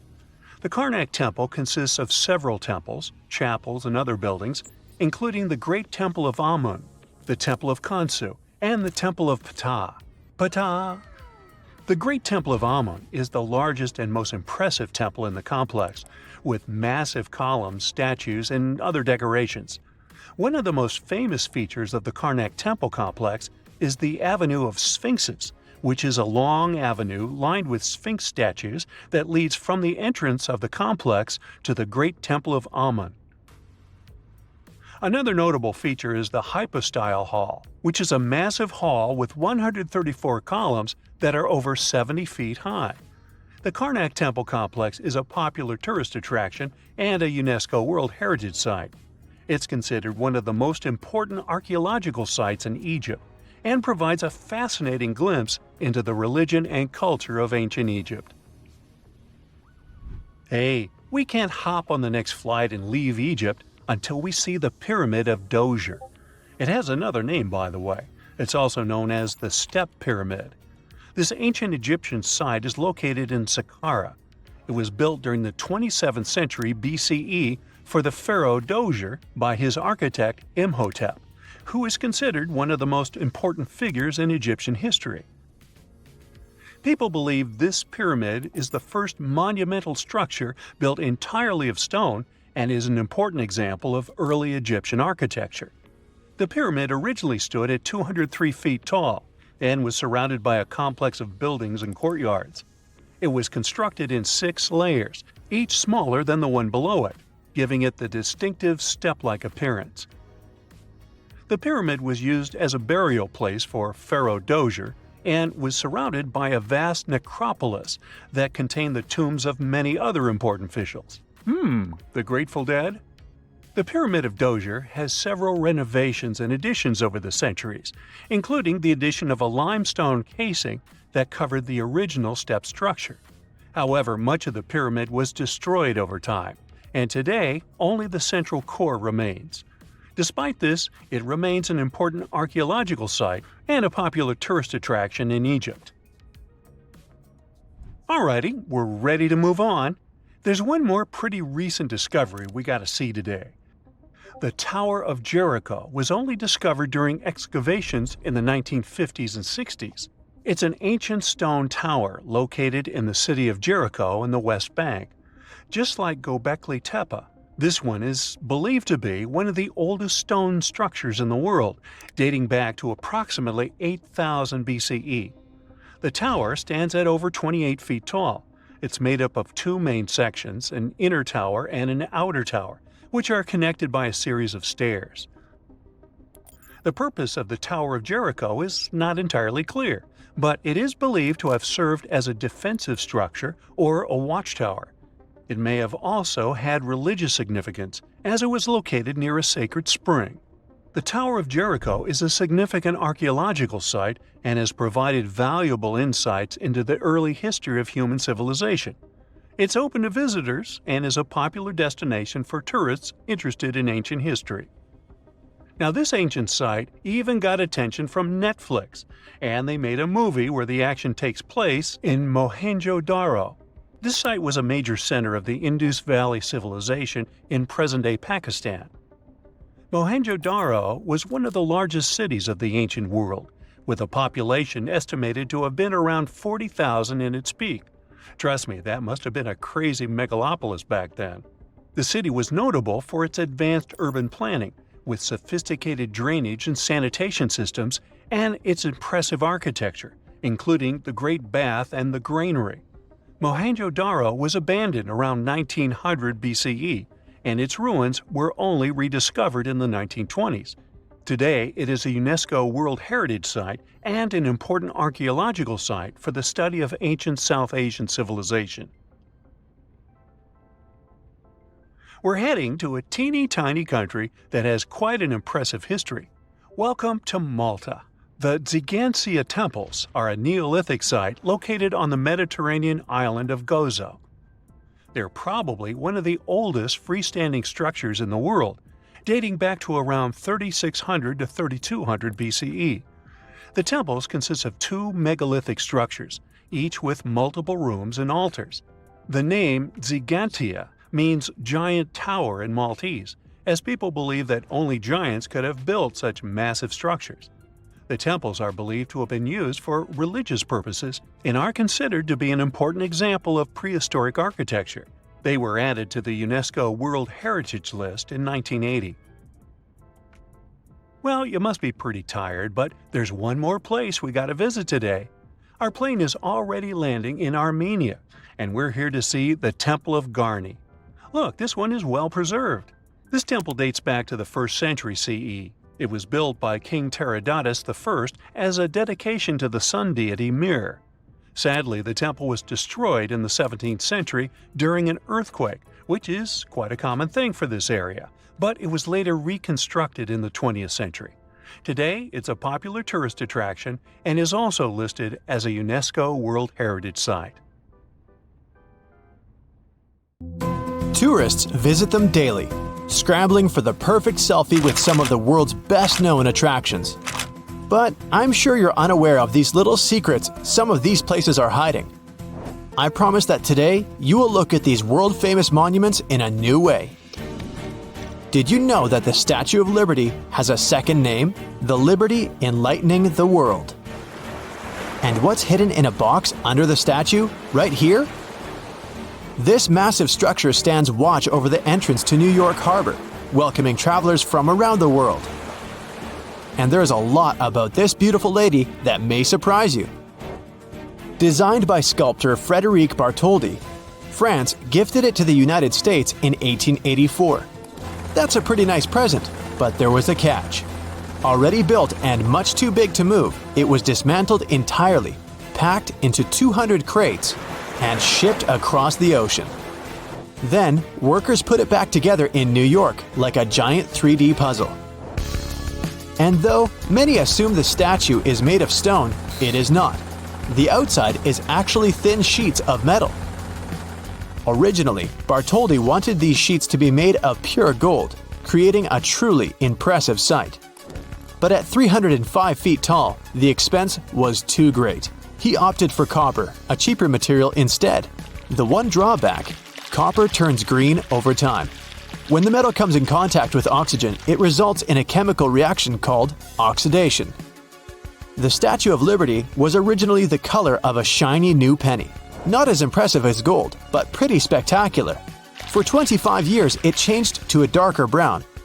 Then, slowly faded to the light green it is today. Because the statue is hollow, you can actually go inside and walk up to her head. I hope you've been working out though. You have to climb 354 stairs to make it to the crown. Though initially open to visitors, the torch is now out of bounds. It was damaged in 1916 and has remained closed ever since. Maybe avoid visiting when the weather is bad. In heavy winds, the Statue of Liberty sways up to 3 inches, while the torch can move as much as 5 inches. I would turn as green as the statue itself. Oh, and it's hit by nearly 600 bolts of lightning every year. Shocking, I know. There's also a secret box tucked away beneath the statue. It contains a copy of the US Constitution, 20 bronze medals, and a portrait of the statue's designer. Another well-known monument takes us over the Atlantic Ocean to Paris, France. It's the Eiffel Tower. And though appreciated now, did you know it was once so disliked it almost never got built? Or that the engineer added a special floor just for himself when the tower went up? Engineer Gustav Eiffel built it for the 1889 World's Fair. At 1,083 feet tall, it's the same height as an 81-story building. Once finished, it was the tallest human-made structure in the world and remained the tallest for 41 years until the construction of the Chrysler Building in New York City. Before being built, the public received a sneak peek of the designs. People were not impressed. They called it everything from a truly tragic street lamp to a belfry skeleton, and residents, along with the Champ de Mars where the tower was going to be built, actually went to court to block its construction. But authorities sided with Eiffel, and the tower was finally built. Gustav asked the designer of the tower, Maurice Koechlin, to include an apartment at the very top for his private use. It offered a 360-degree view of Paris and had a living room, big enough for a table, a couch, and a piano, a kitchen, a bathroom, and a bedroom. Talk about a luxury penthouse in the sky. Let's take a quick hop over to London next to check out the Big Ben. But which part of the structure does the name actually refer to? You might be surprised. Big Ben is actually the name of the bell, not the tower. That's right. You're more likely to hear Big Ben than see it. It's located in the Clock Tower, which was renamed Elizabeth Tower in 2012. And the only visitors allowed to enter Elizabeth Tower and see Big Ben are residents of the United Kingdom. Everyone else can only admire it from afar. Pity. The bell weighs 16 tons, the same as 4.5 hippos, and is 7 feet tall. Not far from here is the impressive London Eye, Europe's biggest wheel at 443 feet tall. Less than 30 years old, it still has its secrets. In this case, they involve the number 13, a little romance, and tortoises. There are 32 climate-controlled observation capsules on the giant wheel, but they numbered them from 1 to 33. What? The reason is simple. Designers skipped the number 13 because of its association with bad luck. Next time you take an elevator, you'll notice there's no 13th floor in most buildings for the same superstitious reason. The 32 capsules represent the 32 boroughs, or areas of London. And it is a top-rated tourist destination, receiving more visitors than the Taj Mahal or Stonehenge. And who knew a giant wheel could be romantic? At least 5,000 marriage proposals and over 500 weddings have taken place here. Not a fan of scary rides? You got nothing to worry about. The London Eye moves at a very slow 10 inches per second, which is twice as fast as a tortoise moving at top speed. The ride doesn't even stop to let people on and off. Back to the United States for this next famous monument, the Hollywood sign. Did you know that it used to be bigger? Or the reason it was built in the first place? Don't worry, I'm about to share all its secrets. Developers S. H. Woodruff and Tracy E. Schultz built the original sign in 1923, creating it to advertise real estate. The two men wanted to establish a new neighborhood called Hollywoodland, and the now iconic sign was simply meant to be a giant advertisement to draw home buyers to the area. They planned to remove it after 18 months. In fact, the original sign spelled out Hollywoodland. The city dropped the last 4 letters in 1949. And now, you can only appreciate it from a distance. Tourists are not allowed anywhere near the actual sign. Standing in your way, razor wire, motion sensors, infrared technology, and alarms. There are even helicopter patrols. Yikes! Let's head north to Canada next, to the city of Toronto. When you search along its skyline, you'll see its most famous landmark, the impressive CN Tower. At 1,815 feet tall, it's pretty hard to miss. But what treasure does it hide in a special time capsule tucked away in its walls? It took a whole year for 1,500 workers to build the tower, completed construction in 1974. 2 years later, it was open to the public. Afraid of heights? it might not be a tourist attraction for you. First, the elevators have glass sides and a glass floor as well. It takes 58 seconds, speeding at 15 miles per hour to take you from the ground floor to the observation deck in the sky. And the deck also has glass panels on the floor. Don't worry though, you're not gonna fall through. They're so strong that they can handle the weight of 35 moose. I wonder how they tested that. When the tower opened in 1976, a time capsule was hidden in the wall of the lookout level. Inside, you'll find newspapers, Canadian coins, letters from children, and a letter from Pierre Trudeau. The capsule will remain there until 2076, and there's more. Mount Rushmore actually has a hidden room behind Abraham Lincoln's head, but what's inside? Sculptor Gutzon Borglum initially had a much bolder design in mind, including moments in American history with the four heads of George Washington, Thomas Jefferson, Theodore Roosevelt, and Lincoln. But his ideas were too ambitious. Instead, he was given permission to create a Hall of Records, a secret chamber that would highlight the history of the United States and any important documents. And finally, what's the secret color-changing magic of the Taj Mahal in India? And the reason is surprisingly simple.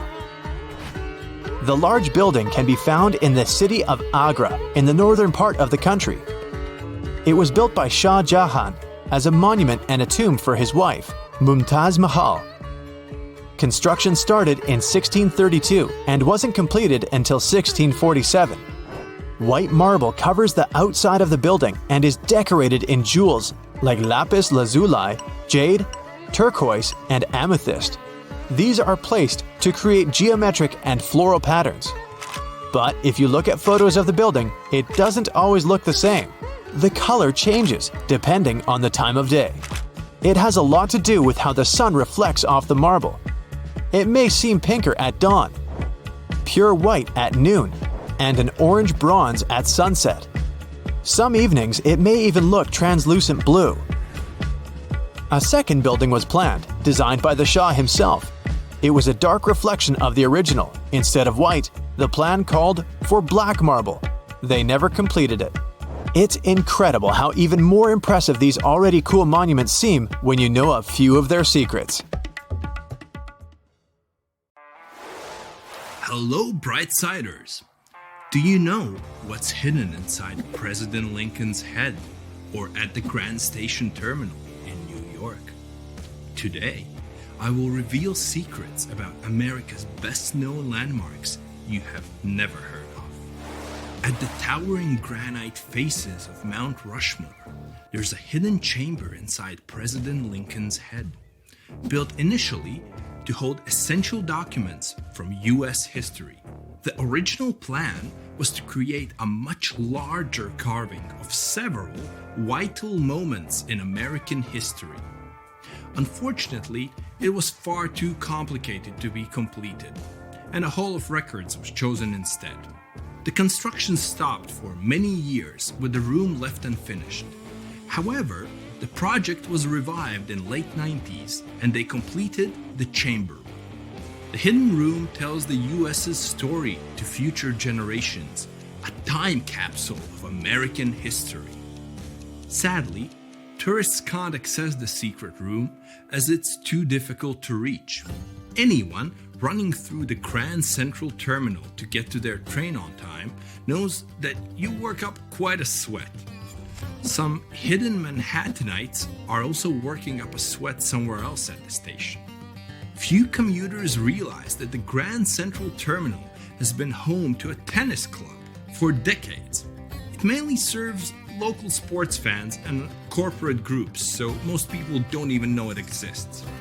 Vanderbilt Tennis Club is located on the station's upper levels and includes a full gymnasium, one full-sized indoor hard court, and even a junior court. While it might seem strange to join, the Tennis and Fitness Club is quite popular among the locals. Most of the Supreme Court building is what you'd expect: courtrooms, offices, and other generally dull workspaces. But that's until you get to the 5th floor. The building has a hidden basketball court, nicknamed the highest court in the land. This court is frequented by many of the building's workers. The room was initially designed as a storage space, but some people started turning it into a makeshift court to practice their tennis game. The trend took off, and eventually it turned into a basketball court we know today. One of the most fascinating things about Niagara Falls is how naturally falling water is used to generate energy. The falls had slowed to a trickle or even stopped because of freezing and ice on several occasions. But a little known secret of the falls is that they can be turned off. And in 1969, the US Army Corps of Engineers did just that. To generate hydroelectric power, engineers developed ways to control the water's flow and fall to get the most out of it. All this water causes lots of erosion, so a facelift was planned. Unfortunately, the plan ended up being a bit of a failure. Meanwhile, this lady is no failure. She's an icon, a symbol of hope, and one of the most recognizable figures in the world. And she wears size 879 shoes. The Statue of Liberty is one of the most recognizable structures in the USA and in the world. In 1886, the monument wasn't just symbolic. For 16 years, the statue functioned as a fully operational lighthouse. Tourists at the US landmark can head to her crown for a stunning city view, but there used to be a room in the torch that could be accessed. Unfortunately, the ladder to the torch room was damaged by a shockwave from a nearby explosion, making the room inaccessible from 1916 until today. And it hasn't welcomed any visitors since. When the Brooklyn Bridge was first under construction, the engineers faced two significant problems. Well, the city didn't have enough money to pay for the whole project. That's a first. And local wineries were refusing to relocate out of the path of the construction. The engineer managed to find a great solution to both problems. They helped finance the bridge by building wine cellars and renting them out to local businesses that needed the extra storage. That's a pretty genius approach to financing a bridge, actually. Today, the city of New York has taken ownership of the cellars and stripped the caverns of their original functionality. Now, they are primarily unused and full of maintenance equipment. Disneyland has fast become one of the most famous landmarks in America. Hardcore fans might think they know all of the park's secrets, but some might even surprise regular parkgoers. Hidden behind an unmarked door in Disneyland's New Orleans Square, you can find a posh, expensive restaurant called Club 33. If dining here is on your to-do list for your next vacation, you better start saving your money right now. The price to enter is a little expensive, costing around $25,000 to join, plus an annual fee of $12,000. If you feel wrong about never being a part of Club 33, maybe this will cheer you up. The waiting list can be up to 14 years long, and even Walt Disney himself never got to see it. The Golden Gate Bridge was once the world's longest suspension bridge. This eye-catching 1.7-mile-long feat of engineering was completed in 1937. While many people know that the bridge is constantly being repainted, did you know that the paint color, which looks red, is called International Orange? Interestingly, the color was just a primer, but it turned out to be quite visible through the thick fog. The bridge's original color plan was suggested to be black with yellow stripes to maximize its visibility for passing ships. That's quite an ugly combination, I think. Most people who visit the Lincoln Memorial are in awe of the size and view of the reflecting pool. Some even spend all of their energy trying to find the famous typo carved into the walls. In the line, "With high hope for the future," the sculptor mistakenly spell the future with an E instead of an F. Yet they tried filing it in, but the typo is still visible. Visiting the Gateway Arc to look at the city of St. Louis is like looking back in time. Most visitors don't know that the Arc also provides a glimpse back to its construction. Built to withstand earthquakes and high winds, the Arc can move and bend as much as 18 inches in high winds. The Arc is the tallest national monument in the United States, standing at 630 feet. Few people realize that it's 630 feet wide as well. That's impressive. The most peculiar thing about this spectacular construction isn't just its story, but that it also contains the stories of over 600,000 people from St. Louis. Hidden underneath the deluxe Wolford Astoria Hotel is a secluded platform called Track 61, part of the Grand Central Terminal. A railway car believed to be designed for President Franklin D. Roosevelt was left in the station for decades before being removed. This private train car was able to pull into the underground station where he could come and go unseen by the public. Unfortunately, the car turned out to be just for transporting parts of construction materials, which is not really as cool as transporting a president. The Liberty Bell features one of history's most famous repair jobs. Well, actually, lack of repair jobs. The bell was tested, split, and repaired when first received. And it just got worse from there. After nearly 90 years of use, a narrow crack formed in the Liberty Bell in 1840s. When the city of Philadelphia sought to repair the bell in 1846, metal workers made the crack even worse. Attempts were made to repair the existing rupture in the bell, but it was subsequently fractured beyond repair. After all of this, it had to be taken out of service for good. The bell we see today is just a replica. Not one person alive today has heard the authentic original sound of the bell. That's all for today, and guys, remember, let's learn something new every day together with Brightside. It's strange if you think about it. There are old Roman buildings that have lasted for thousands of years, while our newer buildings seem to fall apart. How did the Romans manage to create such strong buildings? A lot of them with complicated designs, too. Recent research has shown that the Romans used a type of concrete that has an extra layer of protection against the elements. It can even fix itself when it gets wet.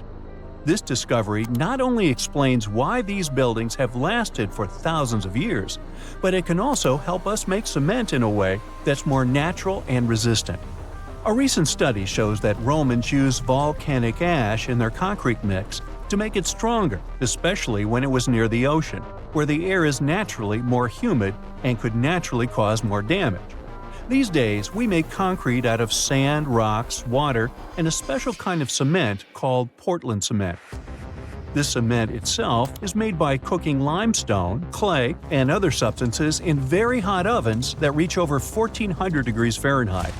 Sure, it creates a well-blended mixture, but it cracks easily, and sometimes it only lasts a few decades.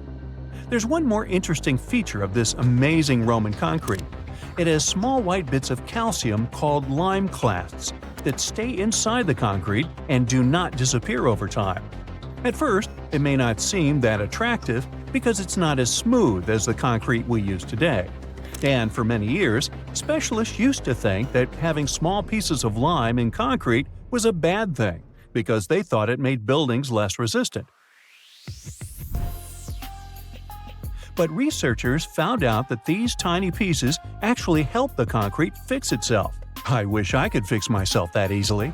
They discovered that when the concrete got cracks, it seemed to magically fill them with a substance called calcium carbonate, found in the lime clasts. The Romans made their concrete by mixing sand, volcanic ash, and burned limestone together and adding water. This is called hot mixing. When the water and lime mix together, they have a chemical reaction that makes the mixture get very hot, up to 200 degrees Fahrenheit. This also causes those tiny pieces of lime to form. Now, this concrete can get cracks, and when water, rain, or seawater gets in, it makes the calcium in the concrete dissolve. The calcium then sticks to the cracks and makes them close up, kind of like a scab. Of course, researchers had to test this method, and they made concrete as the Romans did. Shortly after, they cracked it here and there. They placed the cracked concrete under water, and after 1 to 3 weeks, the cracks were gone. Safe to say, this didn't happen with concrete made using modern methods. Now, the Romans didn't know the science behind making their concrete strong, but they found a good recipe by trying different things over a long time period. Ancient records show that they used this recipe to build strong structures, especially for ships, and continued to use it once they found it was successful. Now, not all Roman buildings made it to the 21st century in perfect condition. The Colosseum, for instance, one of the most famous Roman constructions in the world, used to be nearly twice as large as it is today. It sustained a lot of damage throughout the ages, reaching the form we've come to know today. Let's not forget, it's a pretty old building to begin with. Its construction started in the year 70 under Roman ruler Vespasian, who later started making motor scooters named after him. You know, Vespa? Nah, I made that up. Anyway, ever since it first opened, the Colosseum was home to a lot of activities and shows, featuring fearless gladiators and a large display of exotic animals, who got to mingle and did lunch together. Unfortunately, it all went downhill in 217 when a fire struck the upper parapets and much of the building's interiors. It took a whole century to finish up the repairs for the damages. Sadly, the initial shape of the Colosseum would be gone forever. A strong earthquake followed, and that didn't help either. This one took place in southern Italy in 443. At this point, a considerable portion of the Colosseum's outer ring was damaged. Soon enough, when locals encountered hardship, they had to rely on selling chunks of limestone from the ancient Colosseum to go by. Another earthquake came in 1349, which gave the Colosseum its most devastating blow. It's when the south side of the building collapsed completely. That's when it started to look more like the building we can see today in the Italian capital. It's not all bad, though. Some pieces of stone that were shaken off the Colosseum were used to rebuild other famous landmarks in Rome. So, if we think about it, the missing part of the Colosseum isn't missing at all. It's just been recycled all around the city. One building that features pieces of old stone Colosseum is called Palazzo Venezia, and it's a local museum. Now, speaking of weird buildings, you've probably seen this one, as it's one of the most photographed spots in the world. You can see online photos of people leaning on it, or ones that make the building look like an ice cream scoop. This famous Italian landmark is called, you tell me. Yep, the Tower of Pisa, and it looks like it's seconds away from collapsing to the ground. Now, should you ever want to visit, you'll need to head over to this Italian city with the same name, Pisa, near the Square of Miracles. Now, weirdly enough, this building is more famous for its awkward incline rather than for its history or purpose. Back in 1178, when the construction of the tower was still not completed, people realized that the building was starting to lean over, and that was before they had reached its third floor. They soon figured out it had nothing to do with the building plans or the materials they used. It was all happening because of the mushy and shifting soil which was beneath the construction. These days, we know that placing a building on top of soil made of clay, fine sand, and shells isn't the best idea. But back then, people didn't know how to figure that out before building something. Now, fast forward some centuries, and it became clear that this 180-foot tower isn't just leaning, it is falling, and at a considerable rate of about 0.08 of an inch per year. Well, that may not sound like a lot, but multiply that by hundreds of years and, well, just look at the pictures and you'll understand. This leaning tower is more than 16 feet off its axis in the present day. So how come it hasn't fallen over altogether? Well, because of physics mostly. Its center of gravity continues to be located within the base of the structure, so it's pretty grounded. It's also been continuously watched over by local authorities to make sure they protect this unique building for as long as possible. The Pantheon is another great example of the way Romans understood architecture. It's also located in Rome and was initially built as a temple. The construction itself was made from concrete with different thicknesses and has an interesting shape too.